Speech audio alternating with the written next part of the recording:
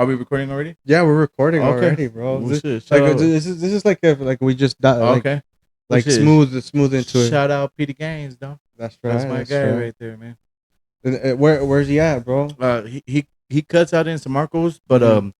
his main specialty is if you need a guy to come and and go to you, he's the guy, man. Petey He's the Gaines. man. Hit him up on Instagram, Petey Gaines, or Petey the Butcher on IG is his cutting page. But yeah, he's dope, bro. He's dope. He really gets it in. Escucharon mi gente del recreo. Yeah. But anyways, let's get into this, bro. Let's get into this because there's been a lot of there's been a lot of foreplay, bro. There's been a lot of foreplay. Yeah. We already went to dinner and everything, so now we gotta get to the action. Shout out to you. Shout out to you for the dinner, man. That shit was fire. Yeah, bro. No, hey, it's been a minute since I've been to that spot too. It's always good going back. Dude, I love that spot. It's my wife's favorite spot as well. I wish they would allow DJs there. Oh, I would love the DJ that Hey. shit. Even just when people are eating pizza, nothing crazy, just little music in the background. ¿Qué onda, mi gente del Recreo Podcast? Welcome to another episode. Aquí estamos otra vez en el Recreo con el compa Oside Lenz. We got Oside Lenz in the building. How you feeling today, bro? Man, I'm feeling amazing, bro. It's a beautiful day today, and I got to spend it with you, dog. So it's amazing. It's a beautiful day, bro. You guys hear that? It's amazing to spend the day with me. There it is, dog. My wife is the happiest. Hey, hell ever. yeah. She gets to spend it with me every single day. Hell yeah. But yeah, man, pero para los que no te conocen, bro, this is going to be in Spanglish. This is going to be in Spanish. Para los que no te conocen, people that are just discovering you, who is Oside Lenz in your own words? Oside Lenz, in my own words, I'm a curator. If you have to put a word on it, I'm a curator. Yes, I'm an artist. Yes, I'm a DJ, but I'm a curator because anybody can come to me and tell me what they need, and as long as the money's right, I will be able to curate that for you. I'll make your dreams come true. That's right. You're like the genie. Yeah, man. Yeah, in the bottle. That's right. Just don't touch me, but just you don't know about all the rubbing and shit. Yeah. But yeah, man. So like we were talking about earlier, born and raised here in Oceanside. What was it like growing up in Oceanside, bro? Well, I was born in Guadalajara. Oh, okay. I was born in Guadalajara, okay. But they brought me over when I was 2 years old, and I got my papers, so don't come for me, Ice. Don't come for me. But I do know what that feels like. You know what I'm saying? But growing up, it was just like a big learning experience. Just trying to figure out who you are as a person, as a man, and as an overall human being, because you can go so many different routes. Just growing up, you could be a bad person. You can be in the life of crime since the beginning. There's so many routes you could take in life. You can go into business, all that shit. And I'm very ambitious. Like I wanted it all at all times. You know what I'm saying? Trying to do everything all at once. Yeah, but yeah. So I was born in Guadalajara. I was raised here in Oceanside, and but mainly I lived a lot back and forth from Vista to Oceanside. So I'm a Townside Park kid. Townside Park, holy shit! Yeah, no way, really? Yeah. So I lived right across the street with the white gates, and I saw everything. Right there by the park, man. Yeah. I would ride the bus, the 303. You know what I'm saying, to Oceanside. Go to school out there, middle school, elementary, middle school, high school. But a lot of my years, I went back and forth, Vista and Oceanside. So I had a lot of memories, just being in that Vista scene when it was bad. Damn. Yeah. It was more active back in the day. It was super active. Yeah, my wife doesn't believe this because now it's like it's expensive, it's bougie, it's like Vista's considered like a car, Yeah. Because like back in the day it was more active. Like even I remember I was born in 98. Yeah. I was born in 98, and even I remember that it used to be a lot more active. My parents would be like, you can't be out at this time no more. Like you gotta come back active, in. Yeah. Like I had family friends that had like some of their sons would get jumped into gangs, and that would be very common. It would be a normal thing for me to see. Yeah, like he was all fucked up and shit. Yeah, no, like definitely growing up in Townside, the second that the lights turned off at the park, there's no excuse to be outside, bro. Like, you need to go inside now. You know, and then the older you get, the more that you spend time outside when the lights are off, and you know, you grow into the lifestyle of North County. Yeah, but all of that has kind of like you said, all of that has kind of faded away, and North County has like turned into a whole bunch of just like everybody's friendly here, bro. I think everybody's friendly here. Yeah, super friendly. Here and there, yeah, you do run into this like rude person, but I truly experienced I lived in LA for about a year. Yeah. Year and a half, and it's fucking cutthroat over there, bro. Like if people don't like you, they will fucking make it known, and eventually it led to me quitting my job over there and moving back over here. Yeah. Doors open over here, and now we're back at it. Yes, sir. Yeah, no, it's the environments that you live in can definitely shape you as a person. But I think for me, since I was never got into gangbanging, I just had more of a brain, more of like a mental, instead of of like leading, instead of like following and being a follower. And a lot of people that join gangs, and no offense, but a lot of them are followers. Like their homies get in. It's more of like a brotherhood, a community. And for me personally, I didn't need that. I didn't necessarily need like a brotherhood or anything. Like everything was good at the house, so I didn't need like that brotherhood shit. But for those that did, it works for them. Yeah, como estaba diciendo mi compa FC, like everybody, it's like we're not judging or anything like that. Like if you want to bang, you can bang. Yeah, it's a choice that you've made. Kind of like being gay. Right. It's a choice that you can. I'm just kidding. It is a choice, bro. And for those that are gay, yo, no offense. I have gay homies. I got homies that are gay too, and they're some of the dopest people, I'm gonna get fucking canceled. That's the first thing I said too when I first started podcasting. I was like, bro, we're about to get canceled. A lot of shit that comes out of my mouth is unfiltered. I can only be me. And that's it, bro, dude. There are gonna be some bangers watching this, and they're gonna be like, "Fuck, these fools are comparing us to gay people." No. Hey man, gay people are cool as fuck. That's a total opposites, But I respect it. I respect it. Whether you're gang banging, I mean that's in our culture, that's in our blood. And I just never needed it. Yeah. And hey, at the end of the day, it's all jokes. That's why it's called the Recreo Podcast. We're just goofing around here. But what was it? What kind of environment shaped you the most? Was it family? Was it streets? Was it school, music, or just a combination of all? I would say definitely a combination of the streets and family. My family is for a long time, a lot of people didn't know. I wouldn't say anything, but like I'd be like, I got some real players in a lot of different industries that are in my family, and I always wanted to kind of just make my own route, so I never like said anything. And for the longest time, like people would be like, "This was fucking dope as shit. You're dope as shit. You guys are doing these events or something like this. That's what's up. That's dope."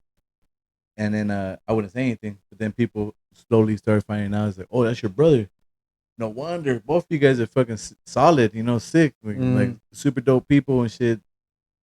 But it's because that's how we grew up, We grew up super close family, and I always say like family is probably the most important thing to me.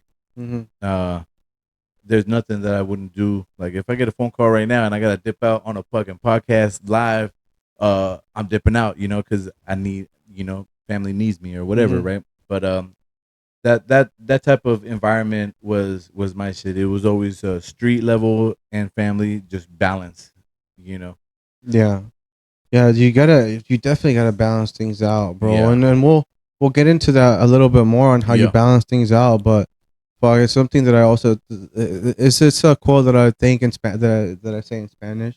Es siempre no hay que dejar que se incline la balanza.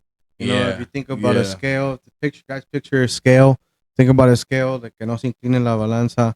Póngase ver. Pero no, 100%. That's a Latino. Yeah. That's a big Latino thing. Latinos are really big on balance. You know what I'm saying? Like balance. Like, okay, you drink or you know whatever. There's there's Latinos that se ponen en el perico or whatever, but balance, bro. You know, balance. It's okay to fuck around every once in a while, but balance. You know, you start tipping the scales a little bit. That's when your family pulls you to the side and be like, "Hey, cabrón, qué pedo? Te van a anexar. They're gonna put you in the fucking yeah, you know." No, yeah, así andaba mi tío, perfect at balancing things. Un día andaba bien periqueado. Yeah. Next day, 4 a.m., gotta go roofing.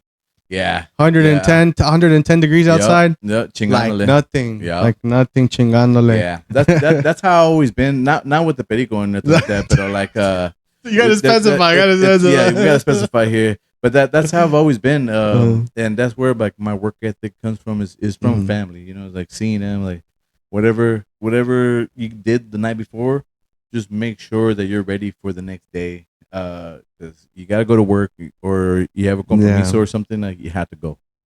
Es algo que si algo me heredaron mis padres was work ethic, bro. They didn't fucking hand money down to me or anything. They handed down a work ethic. Yeah. Okay, if you don't go to work, basically my dad is like, you don't go to work, you're a bitch. Yeah. Yeah, that's how you want to raise a family. That's what you fucking tell me, dude. 100%, bro. 100%. But hey, but going back into getting back into into your roots, bro. Yes, sir. When did music first become a part of your life? I always think about this question, like, how did I fucking just start? Because it's real easy to always just be in the moment and fast forward to where we're at now, what we're doing with music stuff. And people always ask me, you know, it's like, bro, how did you get into this? Like, you're fucking perfect for this. How do you do it? How do you do it? And I always think back, like, how did I get into this shit? But it is definitely the love of music. The love of music really, really got me into just stepping outside and doing shit. Probably like around elementary school. I was living with my sister at the time, and her husband used to be a DJ back in the day. And the local kids, you know, they went to Carlsbad High School and all that stuff, and he was a DJ, and he had all his DJ equipment in my room, but in the closet. So there would be crates of vinyls, crates of tapes. So one day I just got bored, you know, instead of like looking at porn or something on the computer, you know, you just open the closet and you had like a whole bunch of vinyls and all kinds of shit. So I would fuck around, and I bought myself a little they call them stereos back in the day, little stereo, and you could play tapes. So I would put some tapes in there, and the first tape I picked up was Kid Frost back in the day, and that shit right there, I fell in love with music since that day, bro. And it was like elementary school. Okay, educate me. Sorry for my ignorance. Educate me on Kid Frost. All right, Kid Frost is probably one of the first Mexican American rappers that made it big, and I'm talking maybe like 80s, 90s. And he's still alive today, and he's still doing his stuff. I've seen him. He comes to San Diego all the time. A lot of my folks have met him. I've never personally met him before, but from what I hear, super dope dude. But he was the very first Chicano artist that made it on the big time. Damn. Okay, and he basically that's one of the first vinyls or albums that you remember. Yeah. Listening to. Yeah. So that was the very first one, and I only picked it because the album cover was fucking sick. Yeah, bro. The album cover, it was a lowrider doing a 3-wheel, on a LA street, and you had helicopters and just the city. Mm-hmm. Kind of like a AI flyer nowadays. Okay. That's what he had on his album cover in the 80s. But back in the day. Okay, that's Yeah, pretty bro. fucking sick. I'm gonna have to check that out. Yeah. I'm And gonna have Kid to check Frost, that one of the out. biggest artists. I'm pretty sure, like if we played the song, Mm-hmm. you'd be like, "Oh, okay, I know who that Mm-hmm. is," you know. But Okay. he was one of the very first ones that actually made it for Chicano artists and stuff. Shit. Which is Okay. kind of crazy because side note here, I honestly hate Chicano rap. Okay. You know, no offense to Uh-huh. everybody. This is a hot take right here. Clip this shit if you guys want to, but I'm not a big fan of like Chicano rap, like like Little Rob or the LA artists, you know, all those guys. I wasn't a big fan of that shit. Like I was more of a underground hip hop guy. Mm-hmm. So like that was my first sighting into hip hop, which is Mhm. kind of weird that I don't even fuck with that shit, Mhm. you know. But I do know the importance of it, Mhm. and it is important that we have our Chicanos and our Latino artists pave the way in the music industry right Mhm. now. But me, I'm just more of like an underground hip hop guy with music and shit. Yeah, it's like you have respect for all the genres, but Yeah. you still have your own personal taste, and you're allowed to have your own personal taste. Yeah, Just yeah. because you are an artist or because you perform, it doesn't mean that you're gonna like Right. everything in Yeah. that genre. Like for example, like I told you, I'm a heavy metal guy. I don't Yeah. like all heavy metal. You know, Yeah. there's death metal, and I don't Yeah. fuck with that. Yeah. So Yeah. So I definitely understand what you mean, but specifically, when was it that you realized I can do music, or I'm actually good at this? I'm actually good at music. So I've always kind of been on the stage, even since young. Always gravitated to being on a stage, being that person, the life of the party type of, you know, if you may, like the words of it. But I don't think there was like a a moment for me that was like, yeah, this is what I should be doing. I think to me it's like I was just a grinder, you know, and somebody says rap, and I was like, I always felt like, and I still feel today, where I could do anything I want, you know, like whatever I put my mind to, it'll come out good or Really? whatever, you know. So it's like if I go into roofing or if I go into construction or Uh-huh. whatever, it's just in my DNA to want to be the best at that shit. You Uh-huh. know? But for me, I think music wise and stuff, it's like a therapy to me. It's a Mhm. therapy. It gets me out of Mhm. your trials, tribulations, your days, your problems, Mhm. everything. When you get on a microphone or you're performing on that stage, Mhm. there's nothing else that matters besides getting your lyrics right and performing and giving a good show to the people.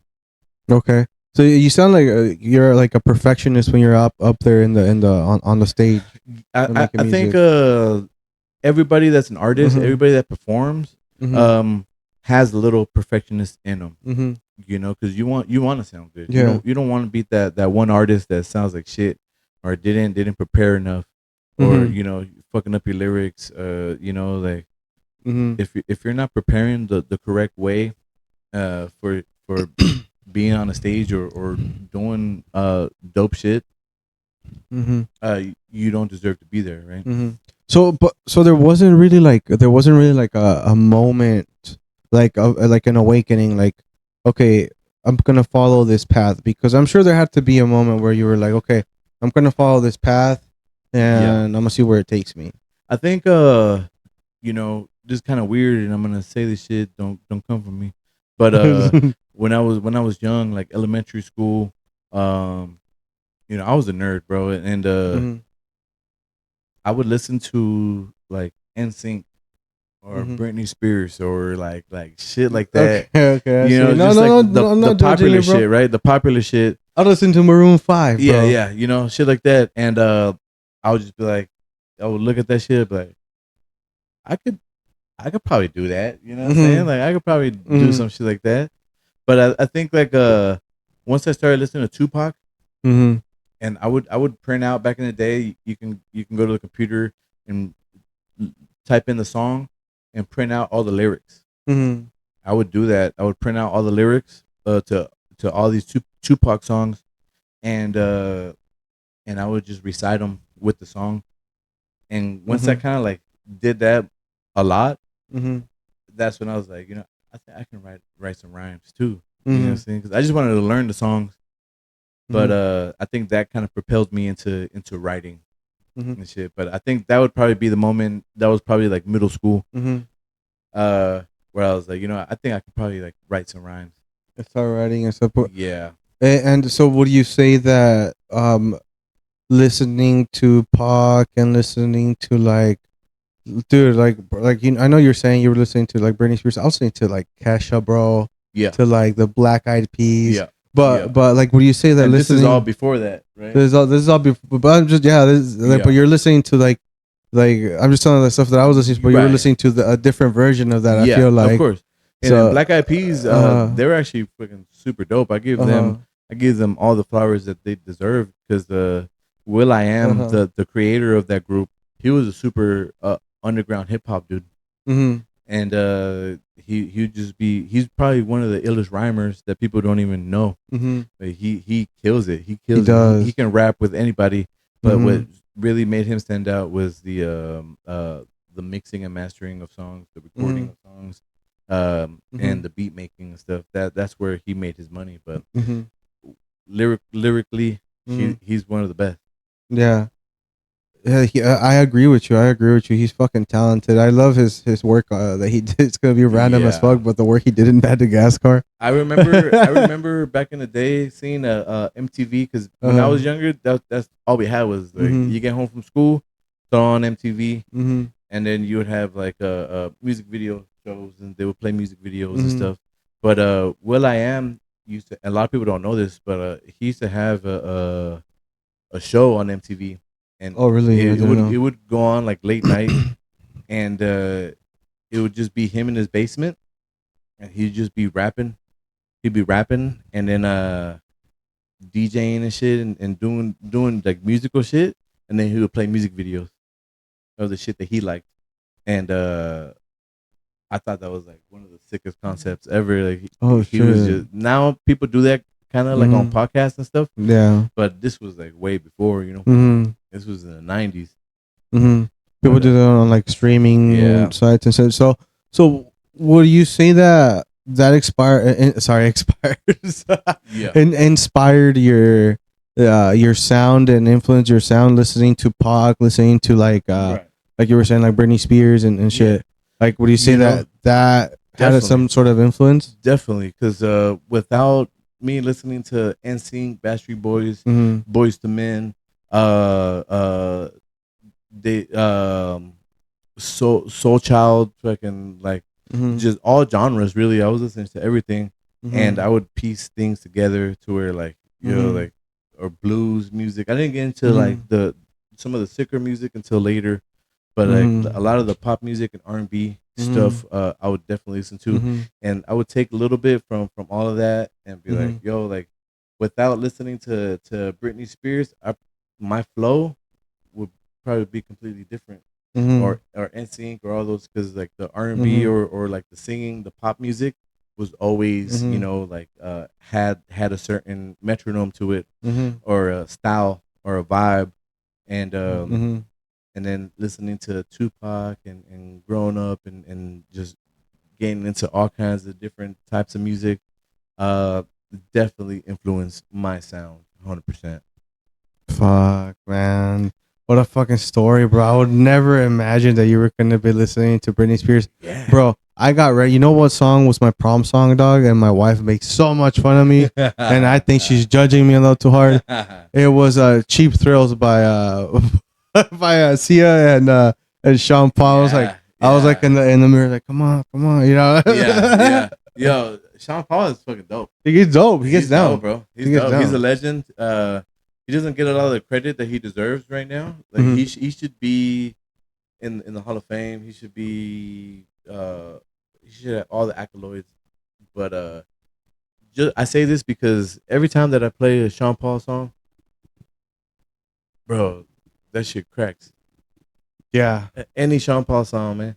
give me the light, you know what I'm saying? Anything. It just yeah, Yeah. it just hits, dog. And for him to be so he's American, right? Because he's Uh-huh. from Bahamas. Bahamas are Americans, I think, or it's a Mm-hmm. U.S. controlled territory, kind of like Puerto Rico is, Mm-hmm. but they're their own people, of course. And I think like for him to be from a small island and then make it worldwide is pretty insane. Yeah.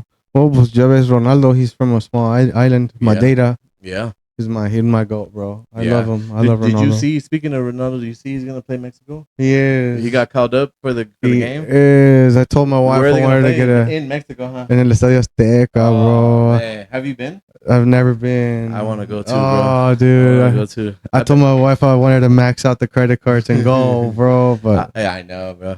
I've mm-hmm. been to in Jalisco, Chivas Stadium. You been to it? They change the Shit. name all the Uh-huh. time and shit. I think it's Akron. Cleveland or is it Estadio Akron. Mm-hmm. yeah. It used to be Omni Life. Yeah, it used to be Omni Life. I'm a fucking nerd for that shit, No, I'm dude. telling you, bro. I went there because I started going to Mexico more. Mm-hmm. I wanted to start, once I got older, I was like, I want to know why I am how I am. So I would go to Mexico to where I was born and just be there, and just Bro, see shit, yes. and kind of Yeah. just take all that shit in and be like, okay, like all I see is hustlers, all I see is Mm-hmm. grinders, So Yeah. that's where I think I get my work ethic Uh-huh. from, Yeah. is all of that stuff because it's a Mm-hmm. 24-hour city, man. They're grinding. Yeah, they're always working. Yeah, man. Always working. Yeah, I do it. Going back to the roots, bro. Going back to the motherland. Like it's good for the soul. I can't say it It enough. I've is, said it man. before here on the podcast multiple times. Like It is, bro. I went to Mexico for 2 weeks, bro. Self-reflected. I came back. I felt like I came back with a different mentality. Like, it was fucking sick. And now, especially as a grown man, seeing like everybody aging, like it's a combination. It's like a clash of two worlds, dude. Like you were telling me, like you wanted to go over there because you wanted to see how you were. So like I have friends over there, dude, that I've known for life, and I still keep in contact with them. So my friends from over there met my best friends from here, and my best cousins from over there met my best friends from here. Yeah. So it was like a big clash of two worlds, dude. So it's like That's I huge. definitely understand what you mean by that, bro. Like, and speaking of the hustle, bro, every artist has a grind story. Yeah. What did your early hustle days look like?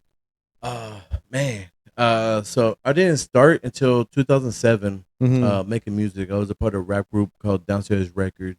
Mm-hmm. Um but I quickly I wasn't the best rapper in that group. We had some killers, man. Shout out to MOG, Plain Sight, Sly One. They were all killers, bro. Mm-hmm. Nico. But my shit was like I learned Mm-hmm. fast, I learned fast. And Mm-hmm.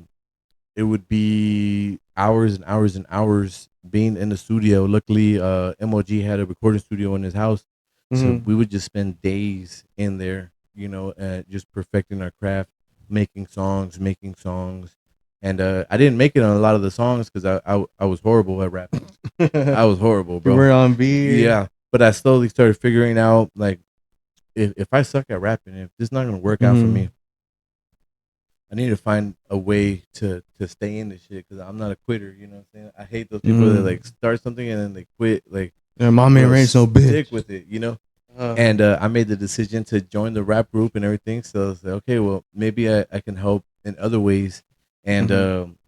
my grinding was like learning the music industry, learning how are we gonna get our songs out.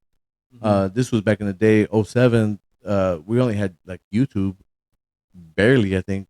Mm-hmm. But we didn't have a lot of social medias. I think there was still MySpace back in the day, maybe, but there was no Instagram or nothing like that. How people are making it now, Mm-hmm. there's none of that shit. So like, it really taught me to just buckle down, grind, learn. Actually, just learn the whole process. Like, learn how to write a song, learn how to mix and master a song, how to record a song.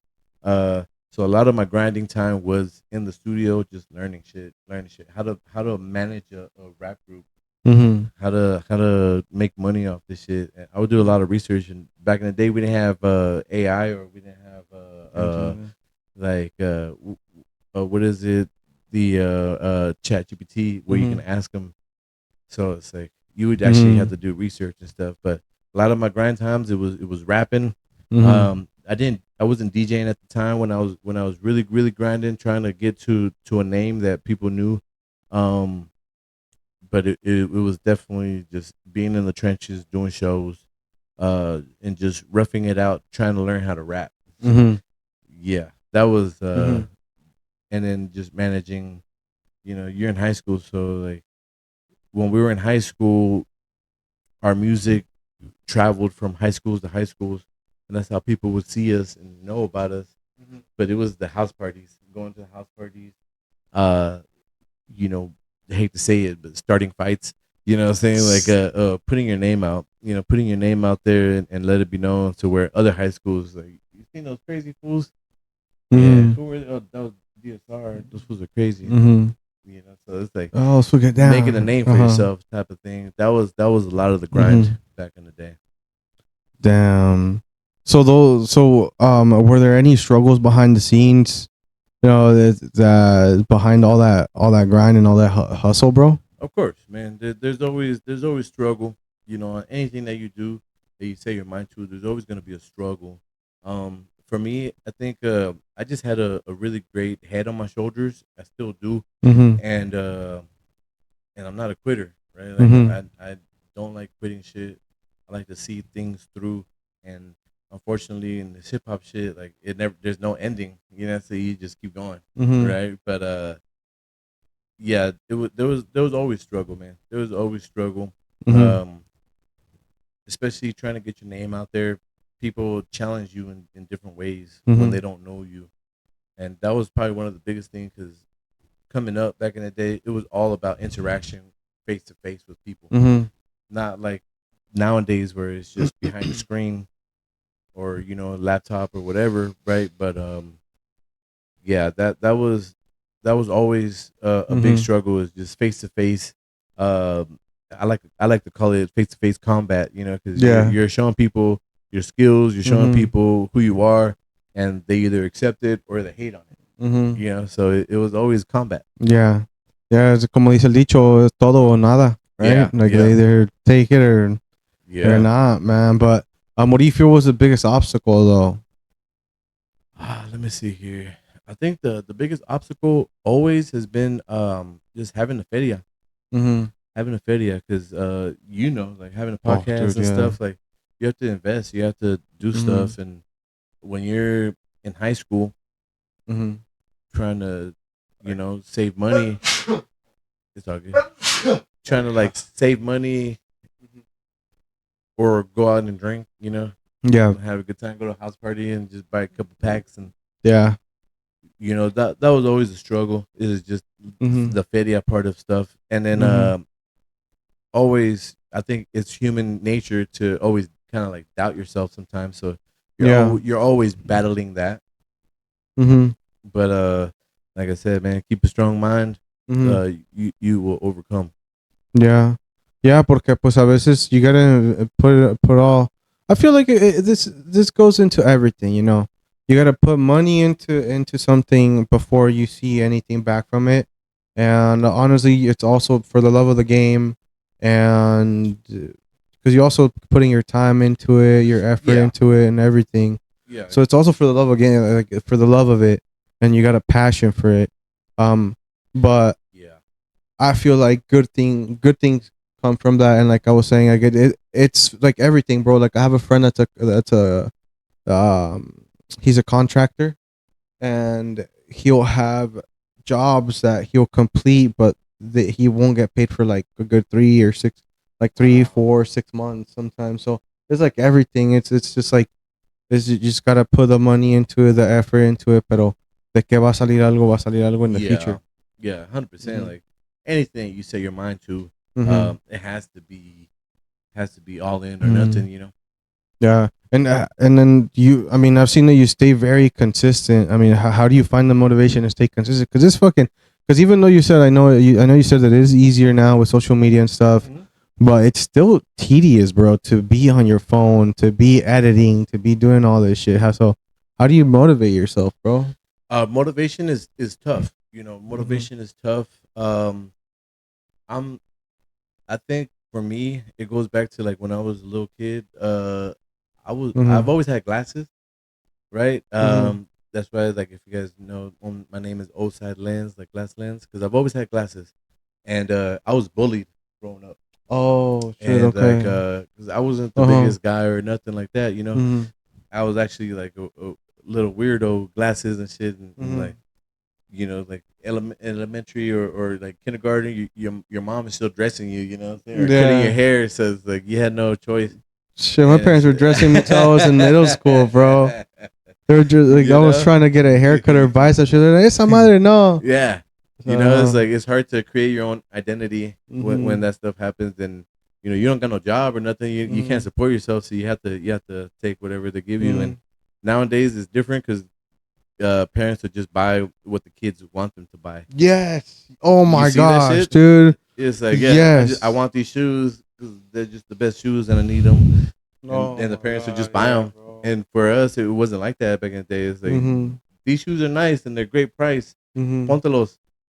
A ver, córrele. Córrele. You know? And ¿Cómo está de gruesa la yeah, suela? Pues te yeah, van a durar más estos, yeah, mira. Esos exactly. Vans no los compres, esos no tienen suela. Yeah. It's Eso like, hazlo para allá. I would get one pair of shoes a year. You know what I'm saying? Yeah. Like we had no money. So it's like, Uh-huh.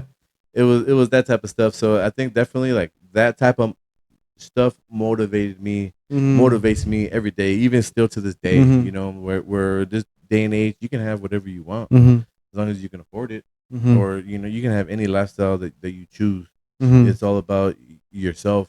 Um, so that motivates me. You know what I'm saying? That Mm-hmm. keeps my motivation going. Is the lifestyle that I live right now. It's Mm-hmm. amazing. It's a blessing. I Mm-hmm. love it, but Yeah. I'm striving for more. For more, there's always more. Yeah. Nunca te tienes que conformar. And that's what I'm gonna ask you next. Yeah. Right now that you said that you love the life that you're living, what separates somebody that wants to live that life versus somebody who's already living it, like you're saying, like, you know. Yeah. There's one word. There's one word, and it's sacrifice. Mm-hmm. If you want to throw another word in there, it's fuck, I'm trying to remember it, but we'll start with sacrifice. Mm-hmm. You have to sacrifice. Like, there's always times where it's like, you know what, I need to get this job done, or I need to do this, or I need to work on the next song, or Mm-hmm. I need to set up how I want to DJ for this show Mm-hmm. tomorrow or next week or whatever. It's sacrifice. But I really want to go out to the show tonight. Yeah. I really want to go this, or I want to go to the bar, or I want to go Mm-hmm. to the casino, or I want to go to this, whatever. Sometimes you have to sacrifice a lot of that shit and just focus on your craft, But Mm-hmm. a lot of it is also uh, fuck, I forgot the word. I forgot the word. But there's another word out there. We'll come back to it. We'll come back to it. Perseverance. Perseverance for sure. But fuck, it's fuck. We can come back to it. We We'll can come come back back to to it. it. We'll come Yeah. back to it. Uh-huh. Yeah, but But it's the perfect word for uh-huh. this shit. Okay. Once it comes back, Yeah. just shout it, bro. Just Yeah, shout it yeah. out. I will. I got I'll, you. I'll Don't scream worry. I'll Yeah, just scream scream it out. But you know how we were talking about balance earlier. How do you balance your personal life with your artistic life now? uh, for me, I changed my whole life Mm-hmm. to what I do. Right. So Mm-hmm. there's no balance. It's just one. Mm-hmm. And everybody in my family, loved ones, significant others, everything has to conform to this lifestyle, Mm-hmm. and it's a sacrifice, right? Either a lot of women don't want to deal with anything that Mm-hmm. has, you're gonna spend more time doing that stuff. Like, I don't want to deal with that.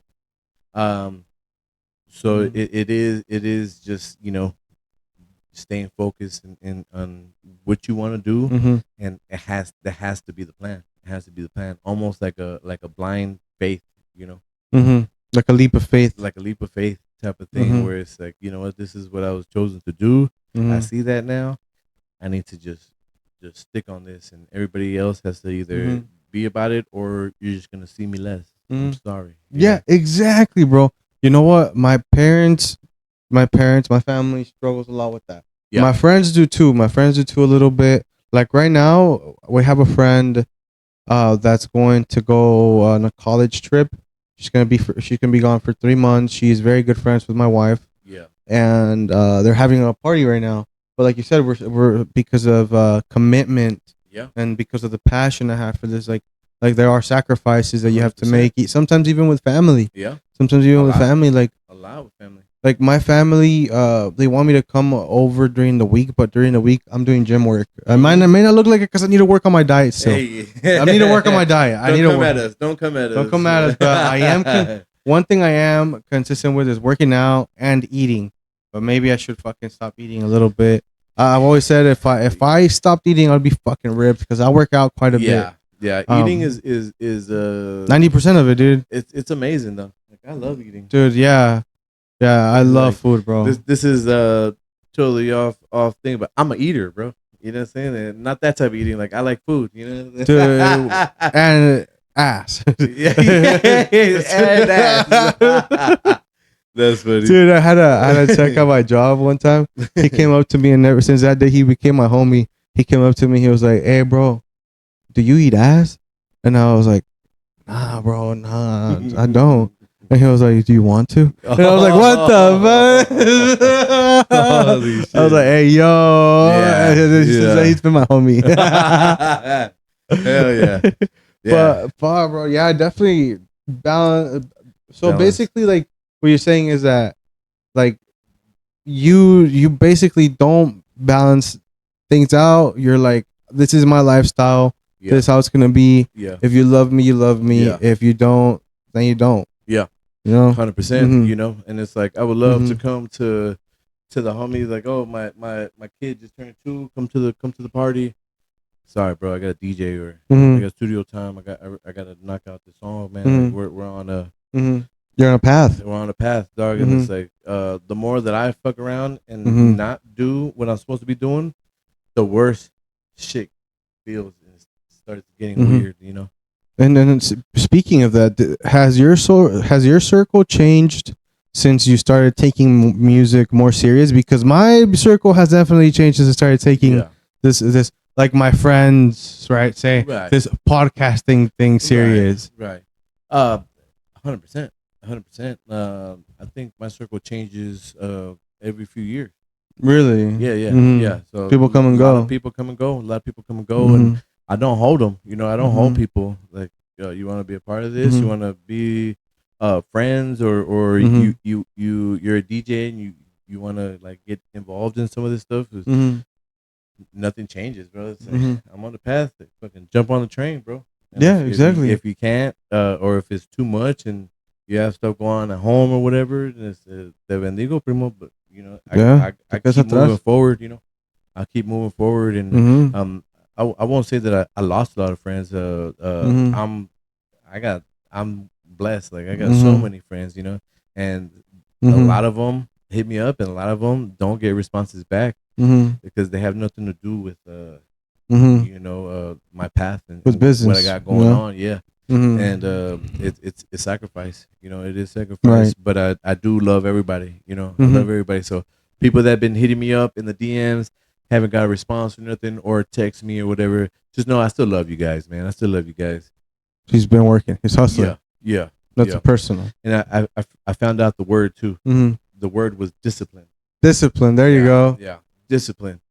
Discipline is number one. And that goes back to what we're talking about here. Is like you have to have the discipline. Like being in this industry, you get a lot of friends. You meet a lot of people. You're talking to people constantly.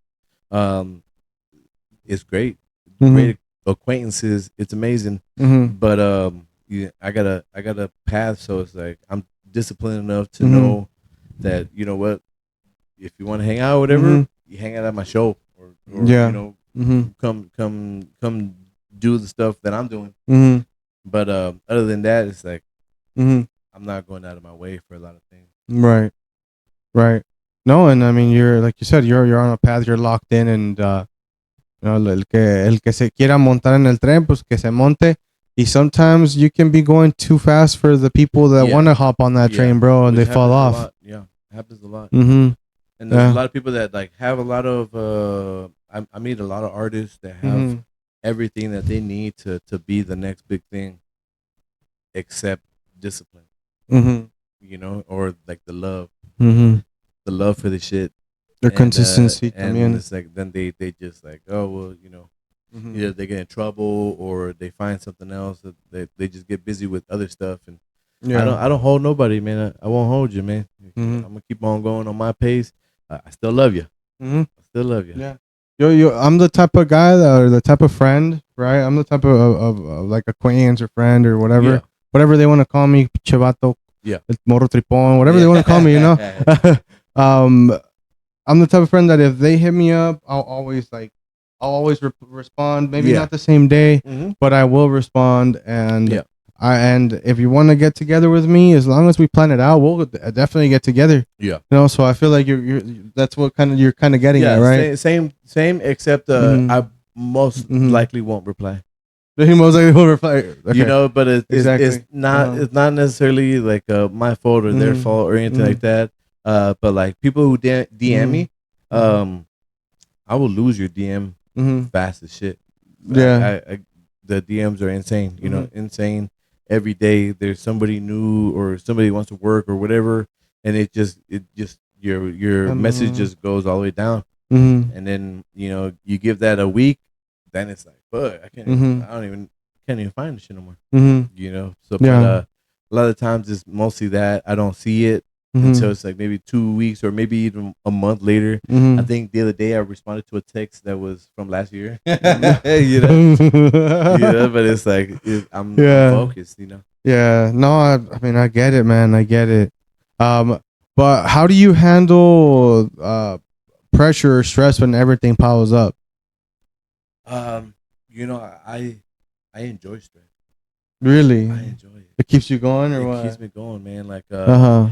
um I learned a term called comfortably uncomfortable, and that really like hit my soul. And I was like, shit, you know, like a lot of things that we do in life are uncomfortable, Yeah. or you know, just I don't want to do it. Like, you know, Yeah. and I just learned to be comfortably uncomfortable Mhm. with everything that I do. You Yeah. know, so it's like stress. I've learned how to mitigate stress. I've learned how to do that. A lot of it is not responding to people that hit me up. You know, because I'm a people pleaser, so I Oh my always want to do the god. best for Uh-huh. everybody. You know, and Mhm. somebody calls on me, it's like I'm gonna help you, primo. I'm gonna help you, Mhm. and that just adds so much stress, extra stress that Man, you you got me thinking now. if you didn't answer that text message or the phone call or whatever, Yeah. that was probably l- stress that you wouldn't have not had. Mhm. Yeah, stress or news that you probably didn't Yeah, need for that day. Yeah, that's true, yeah. man. But like for me, it's Holy like shit. stress and all that stuff. Mhm. It comes with the job. Yeah. Um, but I just learned to enjoy it. You know, like Yeah. the process of stress. Like fuck, stress is gonna make you move. Yeah. Stress is gonna make you actually make some handle some business. You know, Mhm. do things that fuck it. You're stressing because you don't really want to do it, or it's gonna make somebody unhappy. Mhm. Uh, you just do it, bro. Mhm. You just handle business discipline. Discipline. Yeah. Something. So it's a quote that I heard the other day. Is like, I am so blessed to be busy with the work I was praying so much for. You know, that's sometimes when I'm editing. Sometimes like I don't want to edit. Sometimes like Yeah. I mean my 9 to 5. My 9 to 5 is already being on a computer. Yeah. Right. So then getting home and just staring at another screen kind of fucks with me. Like Yeah. that's another reason why I stopped playing video games too. Yeah. Like I'm just staring at another screen. I'm fucking Yeah. myself over. So That's kind of how I am too, yeah. but not with the screens. It's standing. Standing. So Oh yeah, you have I to be got my 9 to standing. 5. And I do CNC machining at night. Mhm. Fucking love the job, and the company knows everything that I Mhm. do. And like I said, like you're either on my track, you Mhm. know, and we're working together and we're doing this shit. It goes Mhm. the same way with my job. Like if my job didn't allow me to take days off, or Mhm. I'll come in sometimes and be like, fuck. Just found out last night I gotta go on tour next week. I'll be Mhm. gone for 3 months. They were like, fuck. Mhm. But They'll be like, they be like, mhm. do what you gotta do, man. Like we're not That's gonna like badass. they align with Mhm. my shit, and they're Mhm. not gonna be the the Mhm. the the anchor to hold somebody back from finding their greatness. Mhm. So that's why I keep the day job, and it's Mhm. great. Everybody loves money. Yeah, yeah. Everybody loves money, and then like I can't say this enough. You got to have a job to fund the dream Yeah. until that dream starts to pay off. Because one day it will. Yep. Then you can quit that. But there But is just like I called. told you earlier, there's Mhm. ways to do it. Like I said, I learned business at Mhm. an early stage when I started making music and stuff, and there's ways Mhm. to do it. We live in one of the greatest countries in the world, Mhm. the land of opportunity, Mhm. and the money that you put into your whole craft. Start a LLC, start a corporation, or Mhm. whatever you can do. Start that shit, and then you just every dime that you spend, you save the receipts, and when you do your Mhm. taxes as a company, you tell them these are my expenses, Mhm. and you'll get 75% of that back. Fuck, dude. Yeah, I do that every year, man. fuck, bro. This is. We need to talk about this a little bit more off Yeah, camera, I dude. do This is consultations too. So if anybody needs to figure out their business plan, there. You I go. got you guys, man. I There you got you go. guys. Very smart and savvy, man, dude. Yeah, we gotta sit down and Yeah, have a yeah, conversation we'll about get it that, in, bro. bro. But let's talk a little bit more about the craft and the music and creativity. Walk me through your creative process. How does putting a song together go? Do you write? Do you freestyle, or a mix of both? Um, I've always been a writer first. I Hmm. always write with the beat. So I Hmm. guess you could say it's backwards. So I always gotta find the beat first. Hmm. I find the beat first, and then the beat has to speak to me. It has to motivate me to Hmm. want to lay some lyrics down, and then I'll write to the song. Hmm. But what I've been seeing a lot too is sometimes I'll write, or this happens to me a lot. Like probably in the span of like the last 5, 7, maybe the last 5 years, Hmm. I've done a lot of collabs with people, Yeah. and the songs never come out. Like they stop rapping or whatever. Like No this is gonna go on the way. album, this and that. And I've always felt like those are some of my hardest verses. So I'm like, what the Hmm. fuck? It sounds like I come out. I was like, damn. Well, I'm gonna Uh-huh. use that verse for something else. Yeah. But I've been doing that a lot more, Hmm. where I'll just write to one Hmm. beat, and then we'll like soul spitter stuff. Hmm. Well, they'll be like, "Hey, we got this beat right here. Can you record tonight?" And I'd be Hmm. like, "Let me see if I got something in the chamber." Hmm. And I'll usually go back to some of those verses that never came out, Hmm. and it's perfect, like a glove. Hmm. Let's drop it. But definitely creative process always starts with the beat. Hmm. Always starts with the instrumental. Um, it has to motivate me. It has to move me. It has to be something Hmm. dope. Like I I can't just write. I mean, I could force myself to Hmm. write to a beat that I don't even like, which I Yeah. have done that before. Hmm. But it's just not as fun. Yeah. It takes away from Yeah, your craft. I and feel and like. then like Hmm. everything that I do, like I enjoy it. I love it. Hmm. I'm having a great time. The writing process, the DJing that I do, the Hmm. hours that you put in your bedroom with your Hmm. setup, and you're just mixing songs. You're trying to find like the Hmm. perfect playlist to do for, because every gig is different. Hmm. Um, that's some of my favorite shit. Hmm. Some of my favorite shit, like the preparation before, Hmm. and then when it's time to go up there and actually perform it, or DJ it, or Hmm. rap it, whatever, Yeah. um, you're already prepared, and you just go out there and have fun, and Damn. enjoy that shit. Because a Hmm. lot of people do opposite. They'll prepare, they'll do everything. That's the fun shit, and then when they go up to the stage, that's not fun anymore, and they're Hmm. they're just like stressed, and you can see it, and it's like, Yeah. bro, relax, bro, have fun. Hmm. Get out there. You already prepared. You already did whatever you had to do to get to this point.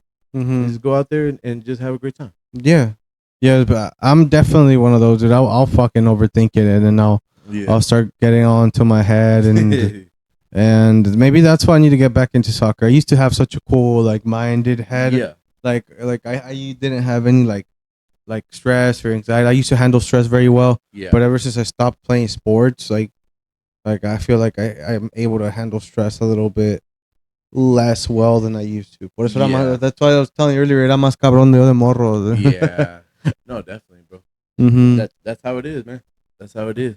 Yeah, but what kind of vibe or message do you try to bring into your music, bro? My bad. No, Positivity. mm-hmm. Positivity. My music is always positive, and not like a gay positive, like like the Hansons or something. Like Yeah. it's just real life struggle. Yeah. And showing that there's a way out. There's always something better to look forward to, Mm-hmm. and not just being stuck in whatever mess you're in. Mm-hmm. But positivity overall. Positive vibe.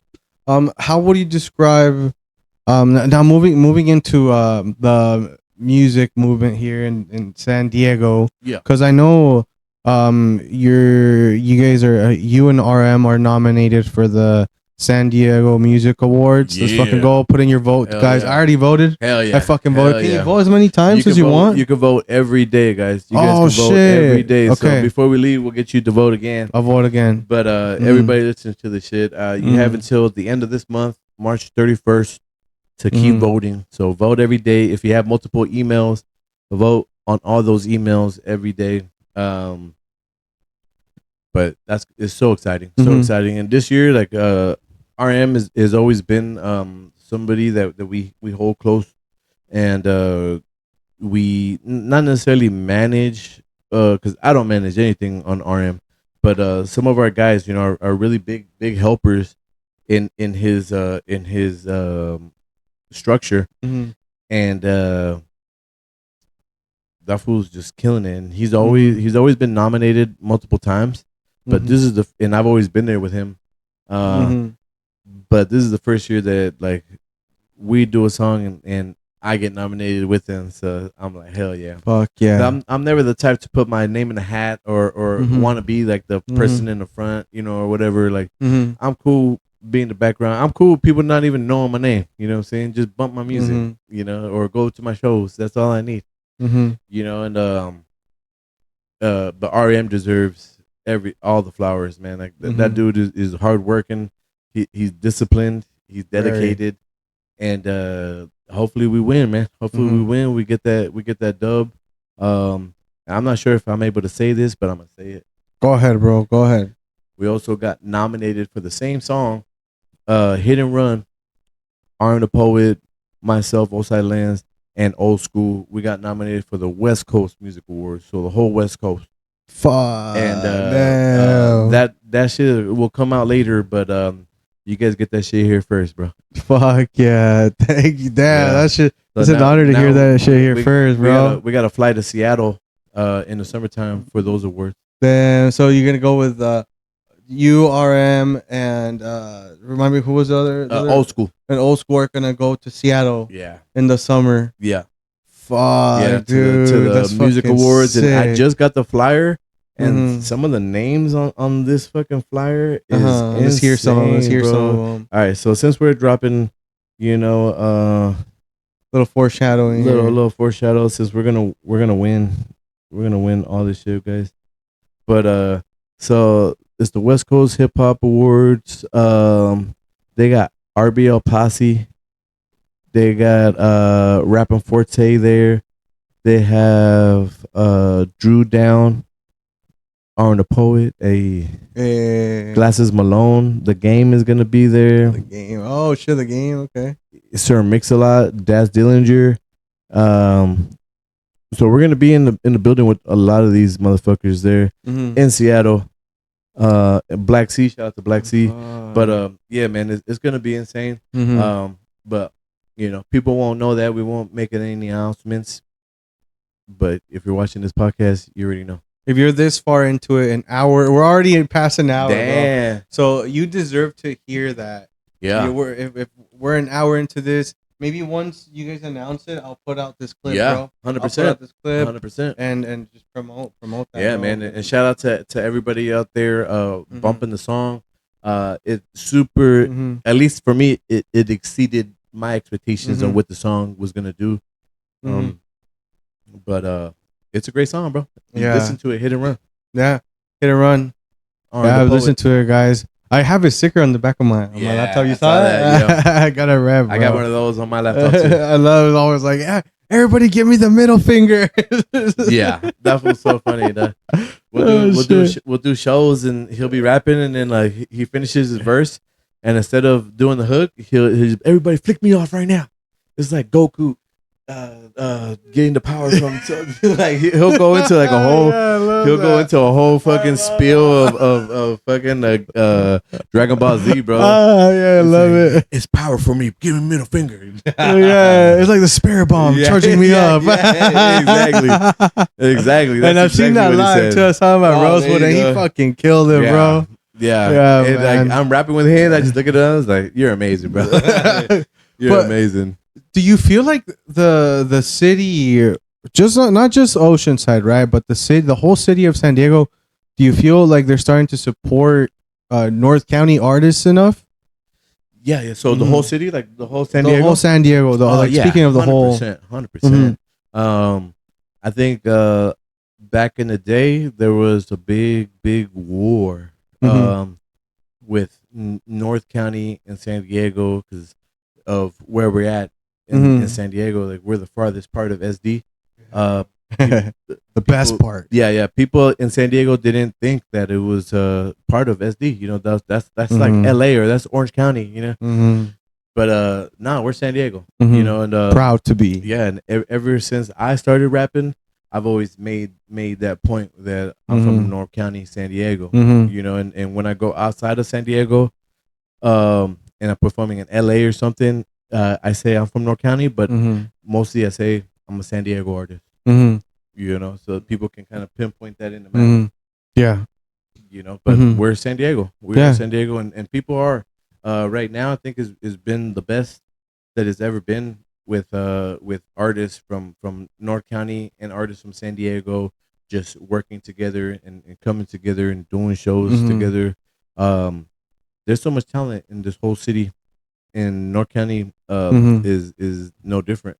And I feel like the reason that a lot of people are attending more local artist performance and stuff like that is because of all the free like marketing and all the free advertising that you can do on social media. Yeah. And then like if people fuck with your music, they'll start following you. They'll start to like and like you literally don't have to pay for any of that. And you just have to put in the work and edit and put the content out. Yeah, no, 100%, man. That's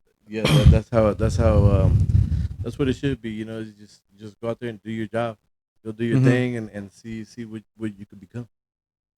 Fuck yeah, man! And then what's your next move this year other than the West Coast Music Awards? Do you have any projects, any performances coming up? Yeah, I'm super happy you asked this because I've always been like always thought bigger than myself, right? Like so it's like everybody always wants to like, I'm doing this, I'm putting out this, I'm doing this. I've never had that mentality, you know. I've always thought about it as a North County thing or you know, like the people in our circles, like it's all about us. Kicker Labs, Arm the Poet, you know, Soul Spitters, all that shit. The DJ stuff is bigger than me. The events, all that stuff is just bigger than what I am. But this year I had a conversation with my manager, and she was like, I really wish you just like, you're an amazing artist. Like, you should start highlighting yourself a little bit and start like coming out with shit. Even though you're in a rap group right now called Soul Spitters, you guys check us out. Shout out to Mike. Yeah. Shout out to Michael Gabriel, Check Radio, Hacksaw, Addict One. We're all Soul Spitters, and he I was just like, she was like, you start highlighting yourself, start putting out music, 'cause we love how you rap, you know what I'm saying, like you could do stuff. And mind you, it is my manager, she does get money off of me rapping and stuff, right? But she was right. I was like, yeah, I should actually start coming out with music. So um every month I've been putting out a new single. I got a new single coming out next month, April 3rd, with Hell yeah. Geo Money. That's the homie Oside Cat. Um I'm super excited about the song. One of my favorite songs called Legend. Um Super dope song. Can't wait for you guys to check that shit out. But I got a single coming out every month, and then I'm gonna drop you guys are hearing this shit first too. I'm gonna drop El Comal 2, one of my mixtapes. I have like little mixtape versions of stuff, and one of my mixtapes I call them El Comal, because you know what a Comal is, right? Yeah. And with this mixtape is usually I'll just put together kind of like what you do with the comal. Is like, fuck, I got a comal, got tortillas, I got cheese. You know, I'll make a quesadilla, or you know, you could do all kinds of stuff, but you kind of just put stuff together, and you got you got a full meal.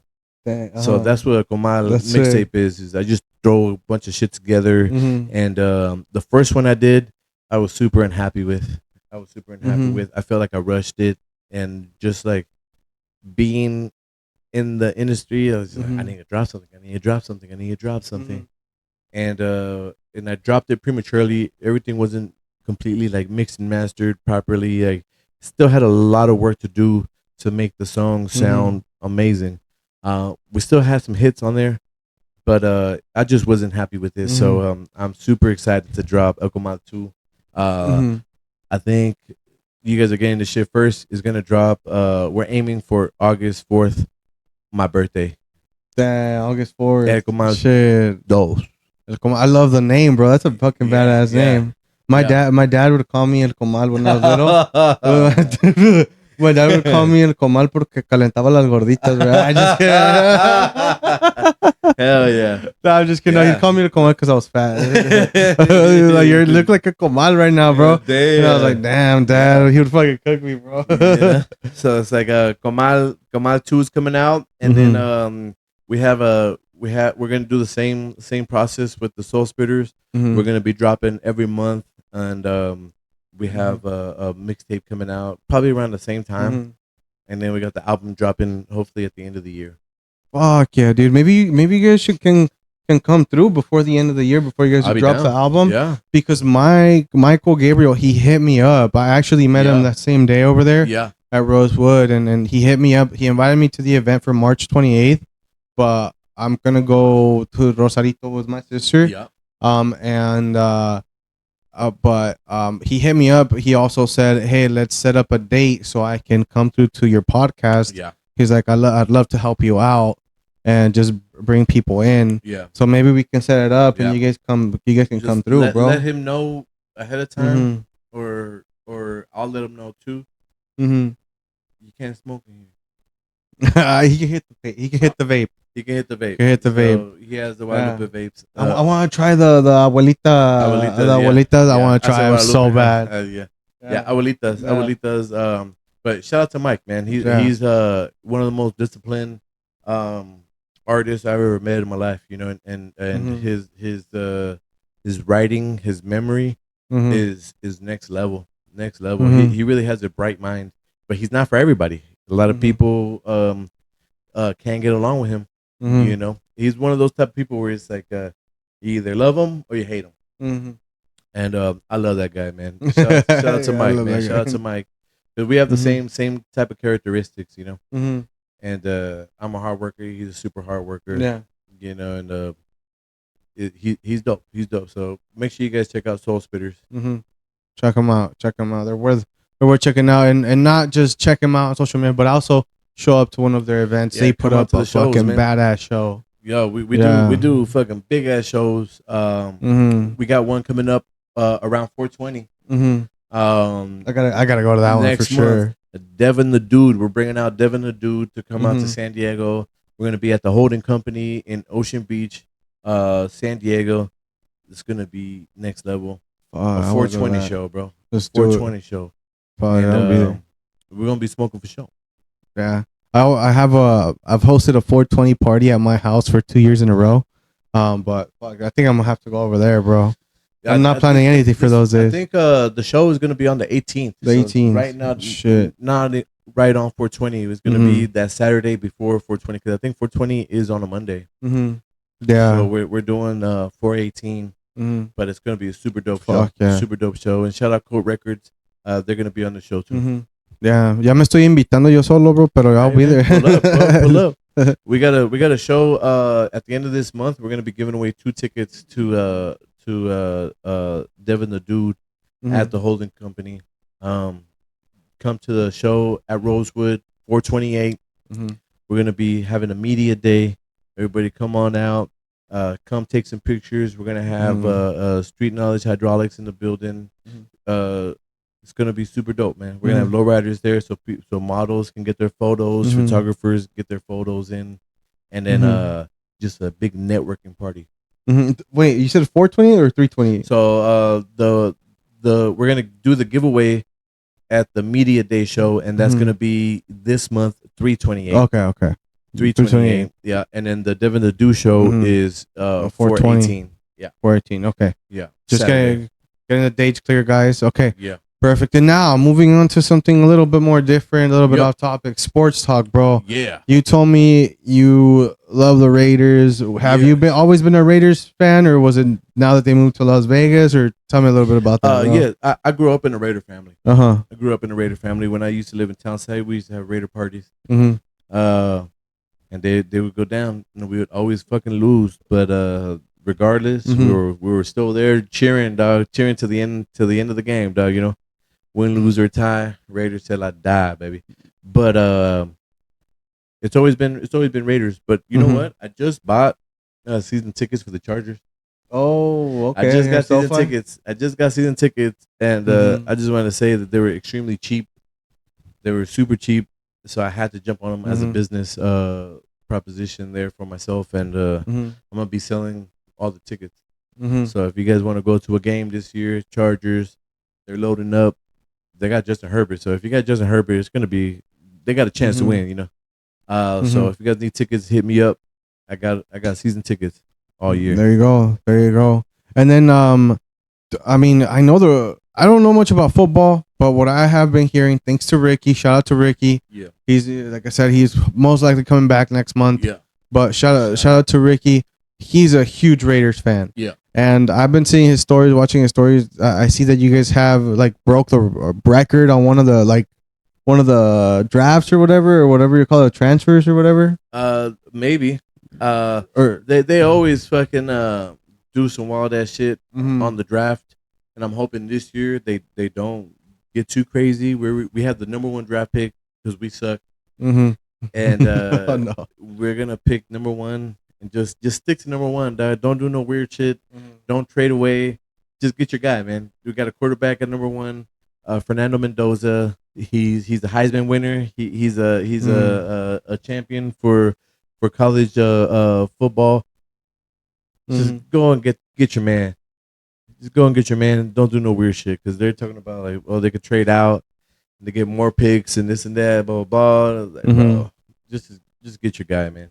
Just get what you need, because we always suck. The last time we picked first, we got a quarterback, and he was the biggest bust in NFL history. No, yeah, damn. We hold that. Why you guys hold that? We hold it on our shoulders, man. It is what it is. But bro, like I mean, when you have a passion for a team, you just gotta be there in the bad times as well. I mean, my team, and like I was telling you, I love soccer. My team was in 2nd division for the longest time. Yeah.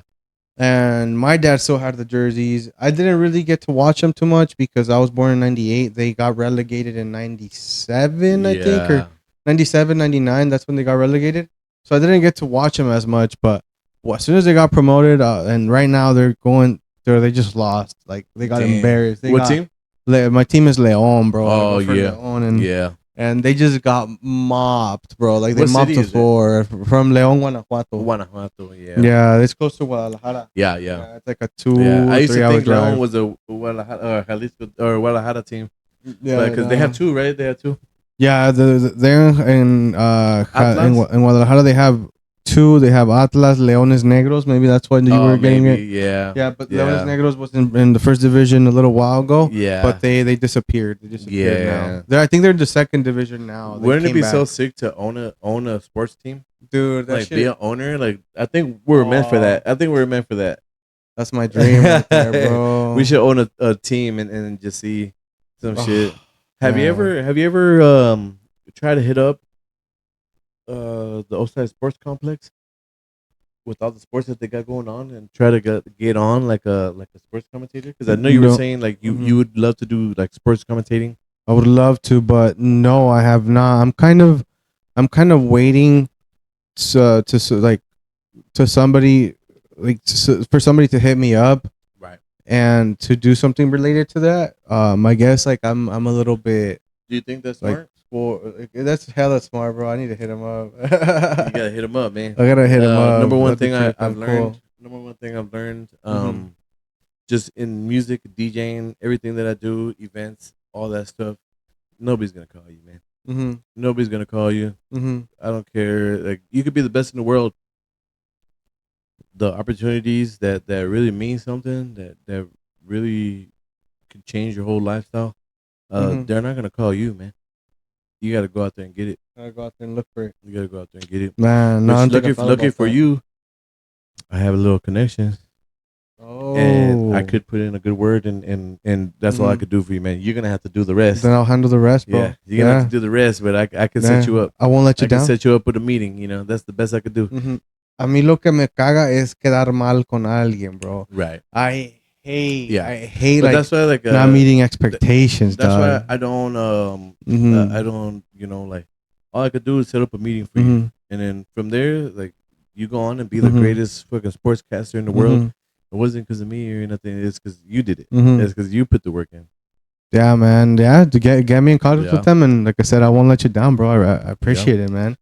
I Yeah, appreciate man. it. I love 'Cause, sports. they got the Oside Bombers now, right there. They have indoor The indoor soccer. football Mhm. and soccer. And soccer there, the indoor soccer there. Yeah, yeah, and the indoor football is Uh-huh. pretty new, Mhm. so they might be looking for a little something. They hit me up to DJ Mhm. their games and stuff, but Mhm. might be Oside Bombers. Tap in with my guy. You guys need Tap in some with us. online coverage. You know, like even every sports team has like their main guys that Mhm. cover the game, but they also have the Spanish channel people. Mhm. They also have, you could I cover could do the Spanish. games in Spanish, huh? Yeah, hablo bien el español. Aquí estamos. A veces me trabo, pero it's like everything. It's like everything. Same thing with me. Yeah. Dog. I speak really good Spanish, and then randomly I'll just like and say it in English. Yeah. It happens, dude. Yeah, It bro. happens. It's a blessing and a curse because se It te is. olvida algo. You forget Yeah. something in Spanish. Yeah. You say it in English. You forget something in English. You say it in Spanish. Like Spanish, yeah. you got. It's like, God bless. I don't I'm know how to sorry. say this in English, but in Spanish is this. Yeah. It's like fuck. Dude, I work in parts, bro. So sometimes the parts don't translate. Yeah. Like lifters. Yeah. You know. Oh, I need those levantadores. No, that's not what you fucking say. You know. Yeah. You know, Yeah. I learned in Mexico they're called buzos. Yeah. Lifters are called buzos. But anyways, getting back into sports, bro. I know you're Yes, a sir. huge basketball guy. I know you're a huge basketball guy. Who is your favorite team? Who do you got right now? I've always and will forever be a Laker fan. Mm-hmm. But I didn't start liking the Lakers, or I didn't get into basketball until I saw Kobe. Kobe was Black like my Mamba. my first intro Mm-hmm. into basketball, and then you had like Phil Jackson, Shaq, and everybody on the team. And I was like, bro, this is legendary shit that we're watching, you know. Mm-hmm. And then now that we got LeBron, when we had LeBron, that shit was dope. We still have him, but like now we got Luka as the main guy of the team. Lakers is about to win a championship, if not this year, in the next 2 years. You know what I'm saying? Like championship in LA is coming back, and I love it because fuck the Clippers. Fuck the Clippers. Every likes the Lakers Clippers, fan bro? fucking hates the Clippers and vice versa, bro. I know this because of my brother-in-law. My brother-in-law loves basketball, and the same shit. Like fuck the Clippers. Yeah. But they did go through a rough patch for a long time. They weren't winning anything, and then LeBron came. And I like right? Kawhi Leonard. I like Kawhi Leonard. Kawhi Leonard was my guy when he went to the Clippers. It was like dope, bro. Sick. He's a San Diego guy, you know. Played at San Diego State. You know, played in the March Madness. You know, right now that we're in March. You know, the March Madness tournament in college. What's going on? He played. That's where he made his name. And then he got drafted, and then ended up on the Clippers. And I was like, yo, it's fucking fire. Should I be a Clipper fan now? And I was like, no, fuck that. Yeah, fuck the Clippers. Pero sí, es está cabrón con los sports. Like I got to see Kobe. I was a big Kobe fan, man. Big Kobe fan. And his mantra, the way he does business, the way he moves, the way he handles business on the court, the way he executes in practice and stuff, I use that in my everyday life every day. You know what I'm saying? Yeah. His whole mentality, that dude. mentality, you know? And that's the thing. It's like, you do it too, you know? Like, shit, you're on the screen 24/7, and then you got to come and edit podcasts and do other stuff, be on the screen again. That's that Kobe, and you'd be like, fuck it, I'm going to do it. Yeah. Fuck it. This is what we got to do. And Kobe was the same. If it wasn't basketball, you had nothing to do with his life. You know what I'm saying? You were not involved in his life. And that's kind of how I move right now. It's like, if you got nothing in to put in the pot with what I got going on, it's like, bro, you can miss me, you know? Now that I think about it, I think that's kind of what I've been doing, bro. Like now that I think about it, I haven't hung out with friends I used to hang out a lot. Yeah. I haven't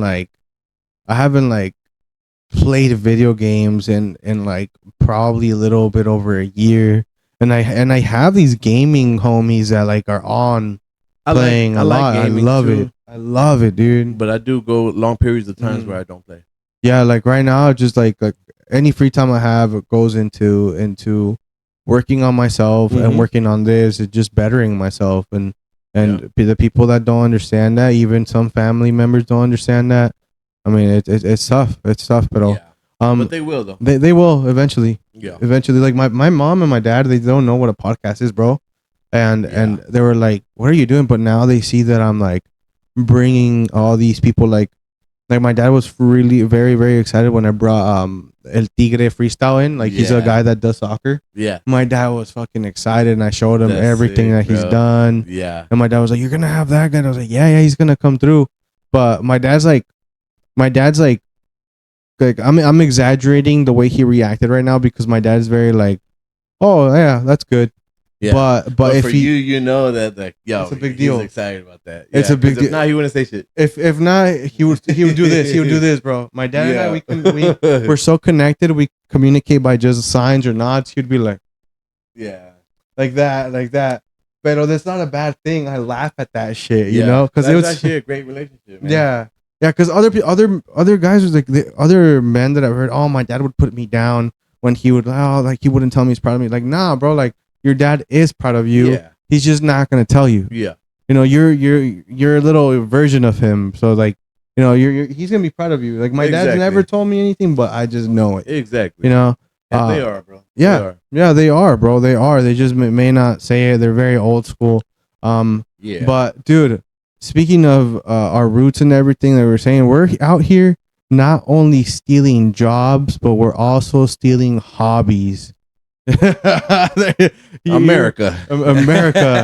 Dude, you know what happened to me the other day at Sunset Market? Oh, shit. Going a little bit on So I don't really experience too much racism, right? Yeah. Like, yeah, I'm brown and everything, but it's rare when I experience it firsthand. But the other day, I went to the Oceanside Sunset Market. Shout out to Oceanside Sunset Market. I love it. There was a live band right there. I forgot the name of the band, but my wife and I were like eating some of the pupusas and some other food that they were selling there. The food is amazing. Yeah, they're amazing. And one homeless guy just drunk out of his mind, and he starts walking towards us. I'm biting the pupusa, stretching the cheese, bro. The cheese was like stretched out, right? I'm biting the pupusa. He not even bumps, but just rubs up against our table as I'm biting the pupusa. And he's like, he shows me his hat. It's like a Trump hat, right? Trump, and I'm just like, yeah, like get the fuck out of here, dude. Like, there are families here, bro. There are little kids. Like, you want me to make I'm gonna make my own raza look bad if I give him the reaction he wants me to give him. Exactly. So you know what I did? I was like just get out. Like join. Yeah. All I said was join the fist. Yeah. And I was like, get out of here, bro. Get out of here. Because there were families there just staring. Everybody was staring, and don't give him the reaction that they want, guys, because they want to. All you're gonna do is just prove them right. That's super important. Like we lose if we react. Exactly, dude. Keep the class. Just have class and just be like, whatever, man. Yeah, I do that shit all the time, man. All the time. Like I don't experience racism a lot either. But we are brown people, you know, living in a primarily, like, North County is primarily really nice area. A lot of güero, which is not bad. Like, some of my best friends are güeros, you know what I'm saying? Yeah, los güeros son chingones, bro. Yeah, like, they're badass, dog. Yeah, they're good people. Anyway, let's get into a little bit of like what we're saying. We're out here also stealing hobbies, bro. Golf. I've been golfing a few times. I've been to the range 3 times, and I've been to a golf course once. And I did pretty decent, and since then I haven't gone, and I finally got my own set of clubs early this year, so I want to start getting into it. I like it. It's really cool. I love golf. I fucking love golf. I wish right now, hindsight is always 2020, but I wish I was in high school and would have been a part of like a golf team. Like, I don't know if my high school had that. But which high school did you go to? I went to El Camino, but I'm pretty sure they had a golf team. Something like Carlsbad, I know, had a golf team. La Costa Canyon had a golf team, but they never really like fed that to us as a inner community. You know, in this whole California shit. You know, the Latinos, they just want you to go to school and get the fuck out. You know. Get the fuck out the way. But I love it how like Latinos have always like grown. Like we got lawyers, we got mayors, we got like the Latino community, man, is super strong, super strong.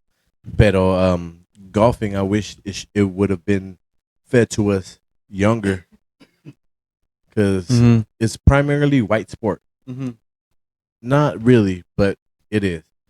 And what if they would have taught that to the blacks, to the Latinos, the Asian community early on? We probably would, like, they had Tiger Woods, which he was amazing, and they had like the white guys. He still is Phil Mickelson. Yeah, like Phil Mickelson or something like that. Is that the white dude with the cigarette? No. What's his name? That's another dude. I forget his name, but he's legendary. He's a fucking legend. Dude. Yeah. Oh, I forgot his name too, bro. I follow him on Instagram. I'm just like him on the golf course, without being as perfect as he is. But all his shenanigans on the course, that's me right there. That's hard. That's hard, dude. I love that guy. He's super dope, though. He's super dope. But I really wish like we would have been taught golf at an early age. Because if I would have known this shit when I was fucking 14, 15. By the time now, I would have been a professional. And I just look at it like, if you can get good at this shit, and you go and you get on the tournament, you get on the majors or something for golf. Last place gets like $300,000. Holy shit! Last place. Damn. So I was like, I can go out there, suck, and still walk away with $300,000. But the problem is qualifying. I mean, the problem is qualifying. That shit's hard. Qualify. You got to qualify. The game's got to be good. Yeah, I gotta be. But I mean, you don't have to be the best in the world. Just qualify. Just qualify. Get your 300 grags. You get your 300 a year. Yeah. And these fools are doing that like every month. You know, Mm-hmm. like every month they're doing a tournament where they're getting feria. Yeah, well, fuck, dude. These fucking events aren't sponsored by Bimbo and shit. Like here, Yeah. like in La Liga, I mean, they're sponsored by Right. Rolex, Yeah. by all these Yeah. like by high end shit. fucking The brands, diamonds, dude. the Swarovski diamonds. Brands that I can't even pronounce. Yeah.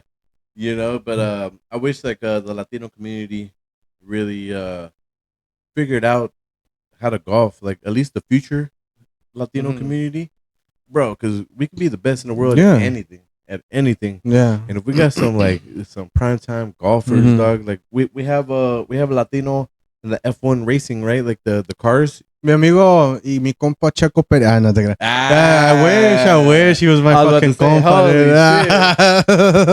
Checo Pérez, bro. Yeah. You know what I'm saying? Like one of the best. I can say drivers. I can say I was employed by Cadillac before Checo Pérez. Hell yeah. And I'm also a Mexican employed by Cadillac before Checo Pérez. There you go. There you go. That's like that's a win for me, bro. But he's a millionaire and I'm not. Yeah. But like Latinos can hit every stage, everything. That's why they don't want us here, though. Mostly, like the problems and everything is because Latinos can do it better, bro. I'm not gonna lie. Yeah, we do it better. Le echamos más crema a los tacos, everything, man. Honestly, bro. ¿Quieres salsa o no? Yeah. We bring, traemos el flow, traemos el sazón, traemos de todo, man. And they can't handle that shit, bro. They can't handle that shit, dog. Like, you can't handle it. Pues, yeah. And I get it. Go somewhere else. No, I mean, like, I get it, though. Like, sometimes, like, fear. Or like what happened to the dinosaurs when they extinction? Like extinction, like the whites don't want to get extinct. I feel like they're just very close-minded. Yeah, very close-minded. But we love people. y'all, man. We do. I love having a conversation. Yeah. With anybody, dude. I can sit down and have a conversation with anybody. Anybody, man. They can be white, black, purple, anything, dude. And as long as there's even if it was an alien, bro. Yeah, dude, even if it was alien, yeah, bro. Like, don't even get me started on that, bro. Beep. Like, yeah, Simón, primo. Ya sabes, cara.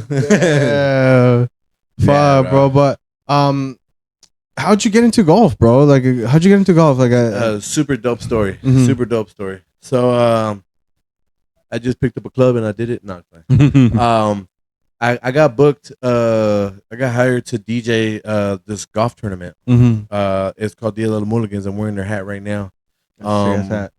We're loading up to do the third one with me with them. This is gonna be year 3. The first year didn't even look at a golf ball. I just wanted to make sure everybody was good with the music. Everything was. I just wanted to do my job. And then another year you get better, and then boom, second year they're like, we want to put you in charge of like all music, anything that has to do with music. You're in charge, bro. This is your budget. Boom, go. So I was like, sick, cool. And then this year they're like, we need you to take a bigger impact on the show. You need to make a bigger impact on the show. Let's start pushing this shit. Like, push it as your own brand, bro. Like, just push the event. It's a great cause. I was doing a charity event. That's what Dia de los Mulligans is. It's a charity event, so it's like it's a win-win. You're having a great time, and you're raising money for charity. And the charity that we do it to is called Sister League of San Diego, and bro, it's amazing. It's so fun. But I started DJing that stuff, and then the second year I went out there. Man, get a golf cart, bro. We gotta get out there. Damn. Okay. And I got a concussion. Wait. How? Yeah. Playing golf? Yeah. First time out ever, dog. All right. Got a fucking concussion, bro. How? And then I fell in love with the game. There's like that lady that got a concussion and woke up with an Asian accent. Yeah, exactly. So like we're having a great time. We're almost done with the event. Everybody was just about finishing their 18 holes of golf, and I was like, "Yo, let me go out there with y'all." and I jumped on the back of the cart, and we're going out there. We did like 8 holes or something. It was cool. I'm getting phone. I got somebody coming. Hey, they need you at the DJ booth. Dog, you're playing country. It's a Latino thing. Dog, put some cumbias on. I was like, oh shit. Somebody take me back. Took me back. Put cumbias on and shit.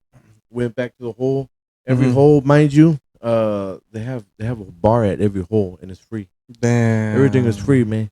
So if you don't have that discipline like I didn't that day, we were taking shots, we were drinking IPAs, everything, dog. And then we start going to the next. We finished the first 9 or whatever. And we're going to the other 9. And we're like, we were lost. We were like, where did we make the wrong turn? And I had a beer. I was on the back of the cart. I had a beer in my hand, and I go to grab it, chug it, and it was like, oh, we're going the wrong way. And he chucks the golf cart the opposite direction. Oh, so whatever, like we're going this way, and he pulled this way. So I think I went like this, and when he pulled, I wasn't holding on to this hand anymore. So I fucking flew off the court. I flew off the golf cart, and I just remember like falling and getting back up, and be like, hey, I fell, and then losing my footing, and I was walking, I was like, hey, I fell, and then I fell again, like my legs just gave out, and then I was like, oh shit, this is not good. You're like, what the fuck? This is not good. And I get up. I was like, bro, they didn't even turn around. They just kept they just get fucking They didn't going. even notice I fell off the cart, dog. And what happened? How'd you get there? So we were like deep out. So I was like, fuck. I kind of like sat down a little bit. Fuck, dude. And was it dark already? No. It was still daytime. The sun was hot as shit. I was super far away from where I was supposed to be. So I was like, I'm just gonna sit here until they realize I'm not on the cart. They better come back. And they sent like one of the workers. Was like, hey, do you need to ride back to the DJ booth? I was like, yes, thank you. And they took me back, bro. No. That was my first experience golfing ever. That's a fucking but and that made you fall in love with golf. You know, before I fell off the cart, we were hitting balls and we were all horrible, bro. We fucking sucked. We fucking sucked, man. And just like that mentality that like if you suck at something, like I want to get better. I want to get better every time. And that was it.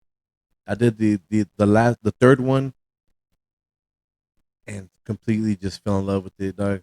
We started going into this virtual golf place to have meetings, and I was hitting balls. And I'm like, yo, this is actually pretty sick.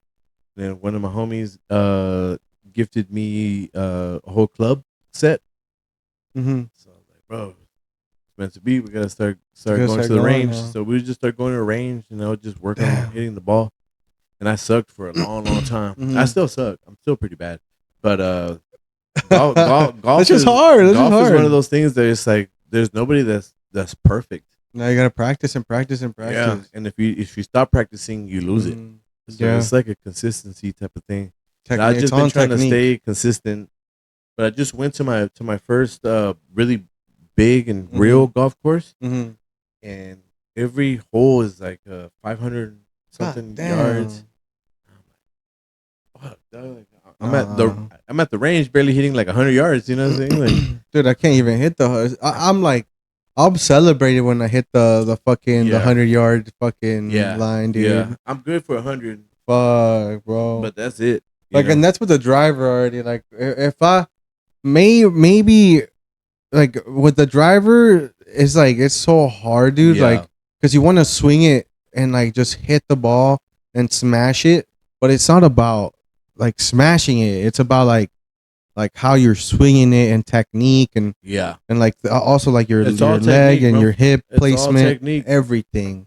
It's all technique, man. Like, and that's why I love it so much. Cause like, as much as hard as I fucking try to get it better, like the harder I want to hit it, the farther I want to hit it, the worse the shot is gonna be. Yeah, I just gotta focus on my form.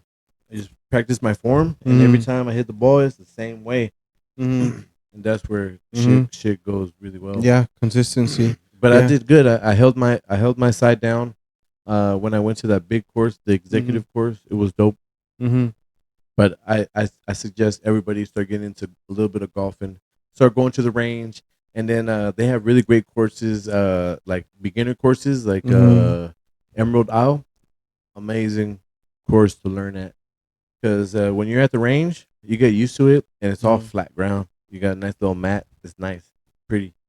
But when you're on the golf course, bro, you're on hills.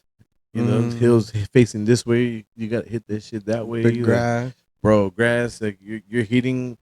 Like when you're at the range, you're hitting straight, knees, everything's flat, Mhm. good. When you're on the actual course, like you could be hitting at a whole like 90-degree angle, bro, and just like Mhm. fuck. All right, gonna gonna try Yeah. this. Yeah, man. But I think like one of the reasons why those sports never got pushed uh to us like a little bit more was because of like, especially like for me at least, it was like my family. Right. Like I was told I was in very good shape when I was in high school, dude. I was Yeah. 200 pounds. I would have been a great wrestler because I was 200 pounds and I was running a 7 minute mile. You know, like I had that speed, I had that agility, Yeah. but my whole mindset was soccer. Yeah. But a lot of people were telling me to wrestle, and one year I told my dad, "Hey, Dad, I'm gonna stop playing soccer this year, and I'm gonna wrestle." He was like, "Wrestling? You're gonna get into that gay ass shit, touching another man, like that, like, but in Spanish, bro." And like, Yeah. and I was like, "All right, shit, I probably Yeah. won't fucking do wrestling then." God damn. So, but you know what? I didn't like. I didn't take it like a little bit. I wasn't like a little bitch about it. I wasn't like, Right.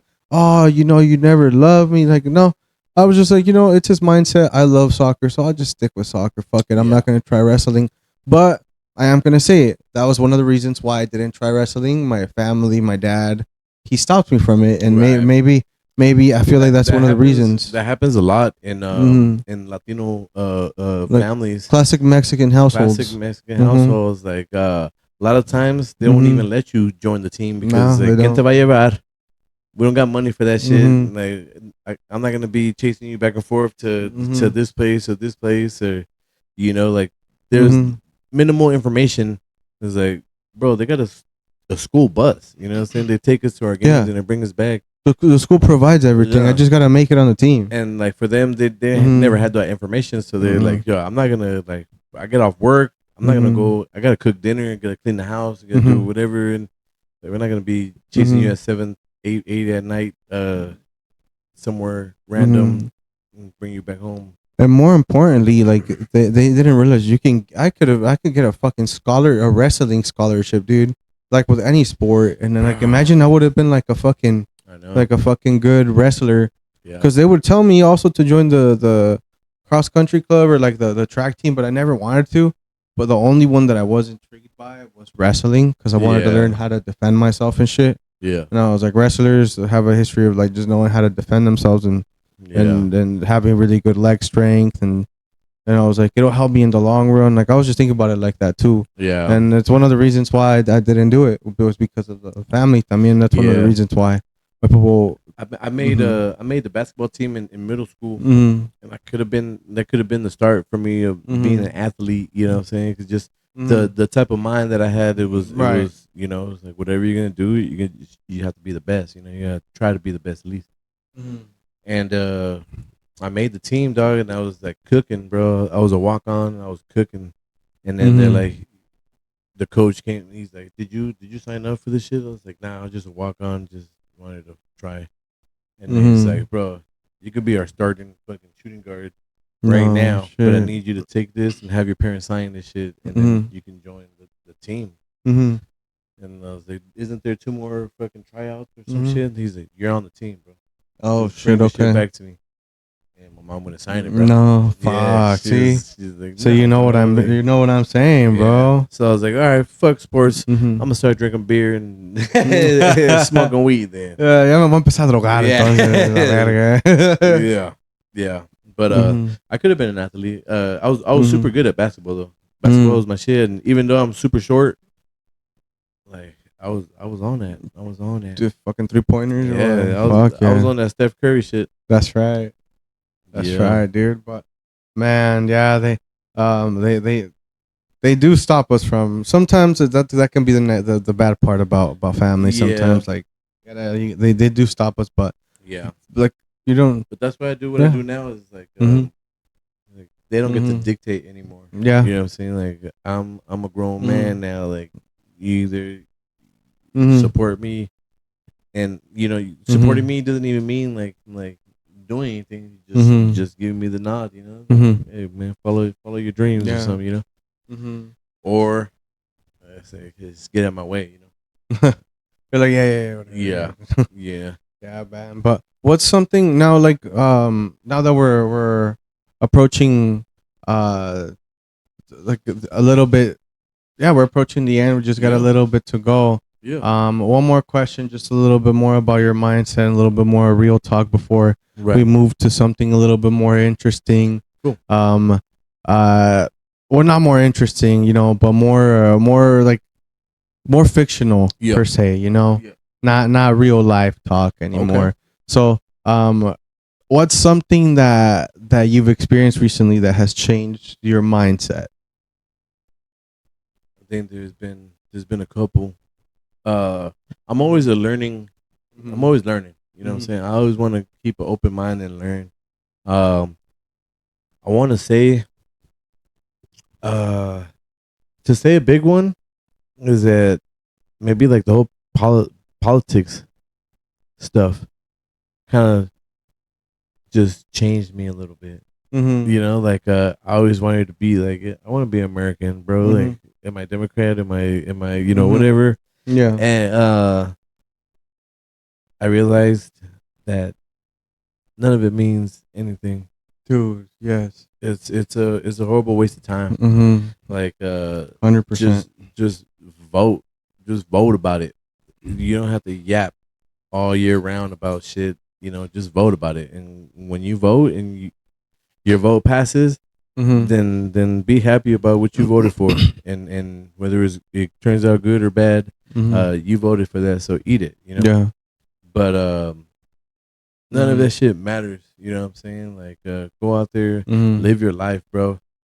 Do your things, because Mm-hmm. politics, being super deep into politics, super political people, they're not happy people, man. Always mad.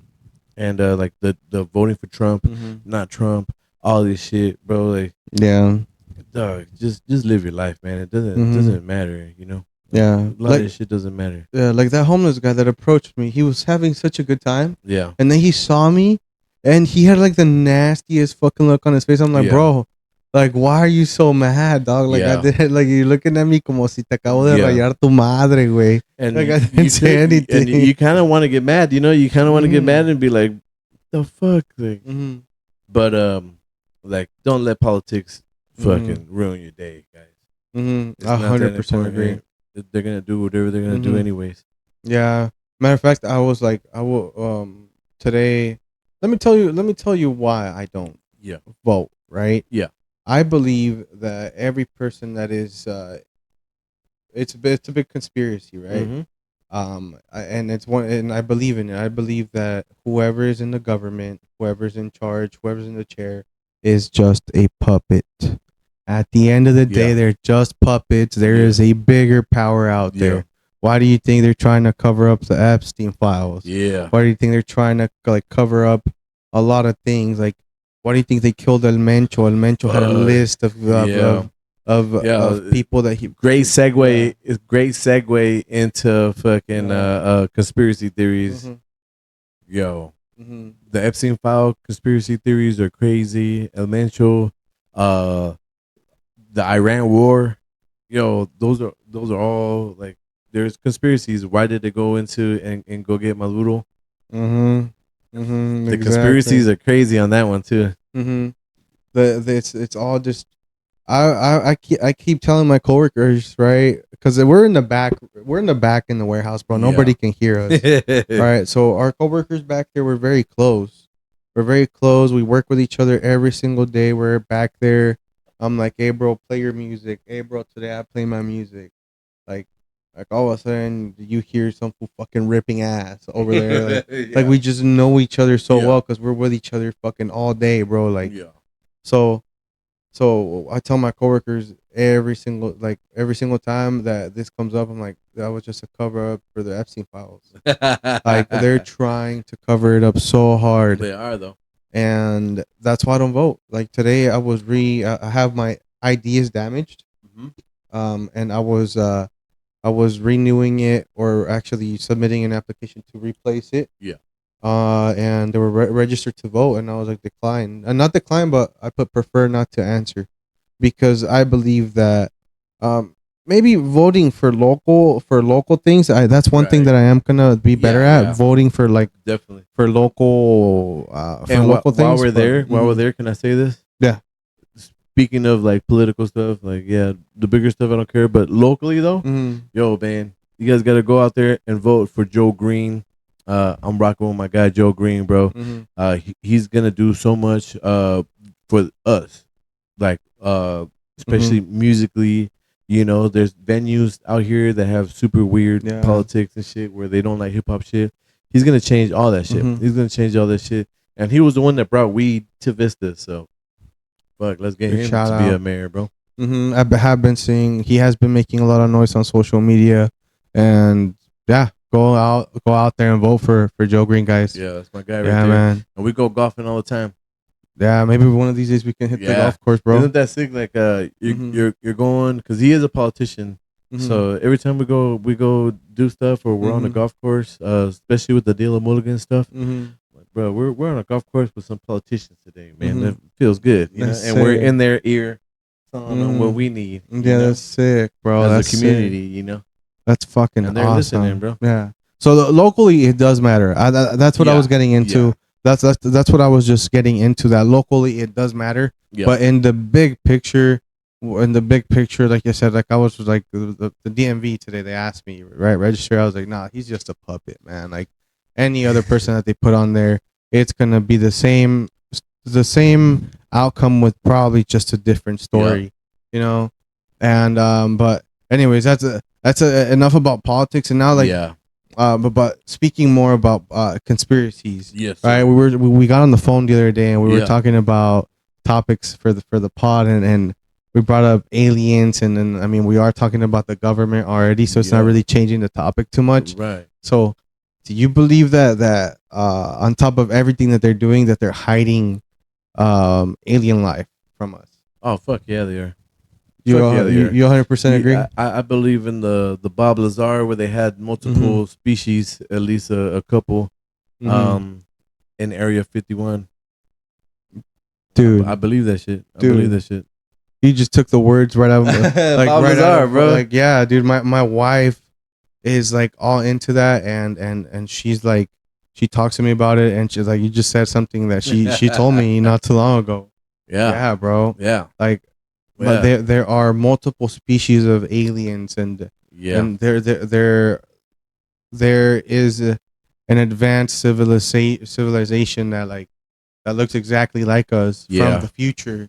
That's looking over us and shit. Have you heard about that shit too? Yeah, 100%. They're watching over us, making sure we don't fuck this shit up. Mm-hmm. Because they're probably mining like the outer shit, and it's Mhm. like these fucking insects here can potentially fuck up this planet, and it's gonna fuck up our shit that's got going on. So I know they're keeping an eye on shit. Mm-hmm. The first nuke that drops, I guarantee you, aliens will come down and start fucking shit up. You think so? Yeah, I don't think they're going to let us get to that point. Right. I don't think they're going to let us get to that So point. they're on the planet right now, infiltrating, trying to make sure that doesn't happen because Yep. it's on the Mhm. it's right there. You know. I think they're here to intervene. I believe that there are bad ones and good ones out there, but I Yeah. believe that the ones that are here or that will come one day, I believe that they're gonna intervene, but they're gonna bring good things, and they're gonna help us evolve as a Yeah. as a whole fucking as a whole Society. civilization, Yeah. bro. Because have you heard of like the civilization levels that we're about to, within the next couple hundred years, we're gonna evolve to like a point two. So man, I need to get Really? like my facts out, but yeah, we're Like gonna a point evolve. 2 something I think hold on, I need like a civilization. yeah, like we're gonna evolve into Oh, okay, I see. Yeah. Yeah. No, definitely. I'll look it up. Yeah. I'll look it up. But yeah, it says that we're very close to evolving because We like will though, because yeah, we're gonna have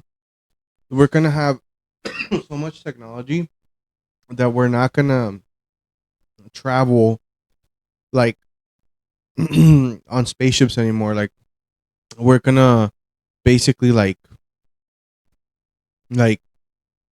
travel through space and time to get there, yeah, but not necessarily like with jet fuel. Like it's right. gonna be like like almost like oh, how did they oh man my wife has a word for it, bro. It's gonna be almost like teleporting there, Yeah, but it's not using like jet fuel and shit like that. Like that's our yeah. next step. Like I'm traveling pretty sure. by I think it's called like kinetic energy. Yeah, Like yeah, but exactly. and it's not it's like infinite power and everything. It doesn't need more fuel. That It shit, doesn't. that shit that the fool from Whoop That Trick, what's his name, was talking about on Joe Rogan's podcast, right? I'm very bad with names, but I do listen Um, to the Joe Rogan um, podcast. uh, the dude that was in that pimp movie, where they made that song, like, Whoop That Trick. Terrence Howard. Well, what are we Terrence saying? Howard. He was on. If you haven't seen it, check that one Mhm. out. Check that episode out. Super smart dude. Super smart dude. But he got canceled from Hollywood, Mhm. and so he's like, "Well, I'm just gonna make my money, man." And he started getting patents for like kinetic energy weapons and Oh all kinds shit. of shit, you know. And I guess he figured it out, and he was telling Joe Rogan, showing him shit, That's showing sick. him experiments that they did, and Joe Rogan's like, "Well," What the fuck? he's like, "If this is real, like, Yeah. holy fuck." Yeah. And it's fucking crazy that like you said, a very smart dude. It's people with doctorates, people that have Yeah, been like the CIA released documents just confirming everything. yeah. That everything that this conspiracy theories that we thought were fucking crazy, everything they thought was real is real. Would you work for the CIA? 100%. Like, A how hundred how percent. how dope would that job be, huh? Like It's the super like inside like oh you're taking dude. the first you're the first round draft pick for the CIA. Yeah. You are the starter. If the biggest problem that we have or whatever, Uh-huh. the biggest mission, you're the point. Yeah. How sick would that That's shit fucking be? sick, That dude. shit would be super dope, bro. And the craziest thing is that you actually can do that, but you have Yeah. to go through the military. Yeah. To be in any special forces, you either have to be like very high ranked in the police or whatever, or going through the military. Um, but that job is fucking sick. I've thought about I it. would love to That's do that. yeah. I was gonna actually go into the army. Yeah. Yeah, I I thought would have about it loved too. I about. I thought would have about it loved too. to. Mm-hmm. But man, it's crazy, huh? That all that You shit's gotta fucking. fight everybody else's war before you get to get up there and actually mean something. Mm-hmm. Yeah, dude. And then you get to see shit that nobody else sees. I have Like family hear members shit. that joined, Mm-hmm. you know, and had some that just did 4, and they're like, Mm-hmm. "Yo, fuck that." Yeah. Yeah. I just went in. I uh-huh. got my benefits. Mm-hmm. Some people go in just for the benefits. Yeah.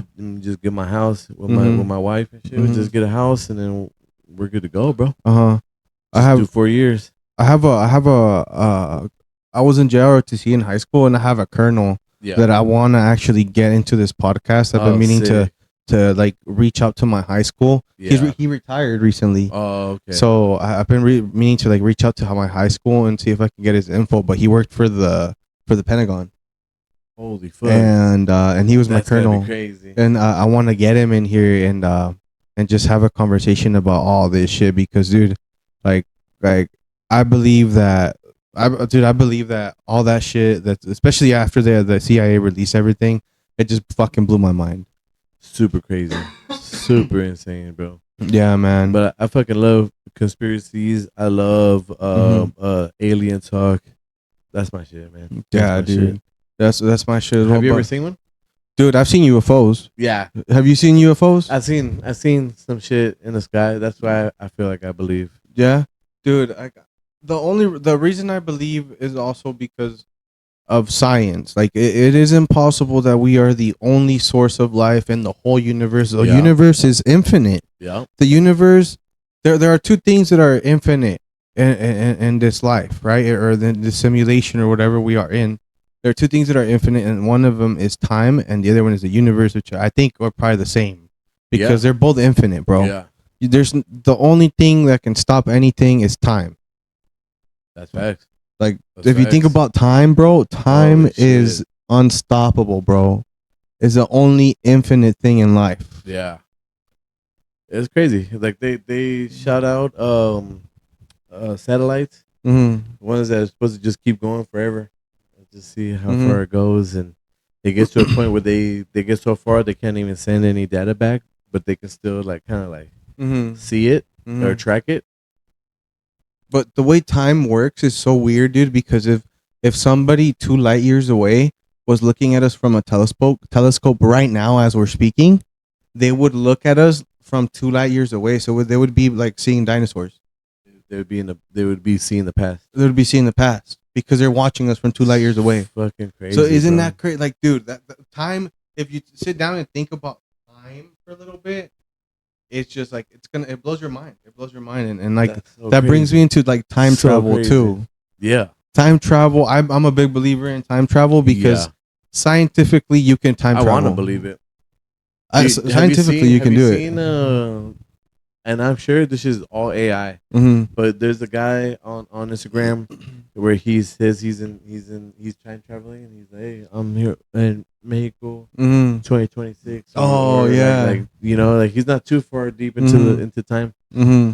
but or like he's like a couple like Mhm. 10, 20 years deeper Mhm. in time, but not like 100 years or something. I've seen accounts like that. I haven't Right? seen that one But specifically, they're but, like I have all seen. AI and Mhm. I guess he got seen by a lot of people and his shit comes up on a lot of algorithms. Mhm. And if it's AI, bro, it's really good AI, though. Yeah, dude. But I mean, how would that even work? Like, wouldn't if he was uploading it, he would have it would go up in his timeline. So it kind of doesn't like sometimes doesn't make sense, dude. So time travel, so he'd be out there record the shit and then Come back. come back Oh, with the recorded, there you go. and then while you're here, you record. Upload that shit. Yeah, you upload. Yeah, What the fuck? So that's how it does, dude. yeah, but bro. it's But- insane shit though. Yeah, dude. We can keep going fucking forever, bro. Forever, dog. Yeah, but we are past the 2 hour mark. I think that's enough conversation, bro. Thank Yeah, you so man. much for coming Yeah. by, You man. Let me know if Yeah. I gotta come back, man. I keep Dude. these conversations going all day. I hope it's not the last time, bro. Yeah. And like Yeah, like I said, we can bring Michael and everybody in here, Yeah. bro, and Yeah. just vibe, have a conversation, Yeah. and just talk about what you guys got going on, and definitely. and shout out your socials Yeah, and everything right now, bro. And- I wanna give some big shout outs to Soul Spitters. Man, go check them out on all platforms. We only have one song out right now, but it's interesting because back in the day, last year we got together. We just did all word of mouth, and if you wanted to see us, you had to come to a show. And so people started recognizing us, and then we dropped our first single this year in February. First single ever. So go out there, check that shit out. It's with DJ Addict One. Shout out to DJ Addict One. That's my mentor. That's my guy. One of the best DJs in the world. Shout out to him, man. Love him a lot. Shout out to Kick It Shout Loud out. Boys. Shout out to Arn the Poet. Make sure you guys vote for us. Hip Hop Song of the Year. Hit and Run. Arn the Poet. Oside Lenz. And Old School, man. Vote every day. Vote every day, guys. Muchas gracias. Thank you, everybody from El Recreo Podcast, for checking in. Como siempre, muchas gracias por traerse a la tía, a la prima, a la rima, a la hermana, anybody, as long as you guys vibe with us. Any last messages for the listeners of El Recreo Podcast, bro? Yeah, man. Discipline, and don't give a fuck about anybody what everybody says. That's right. Bueno, pues, hasta la próxima. Thank you.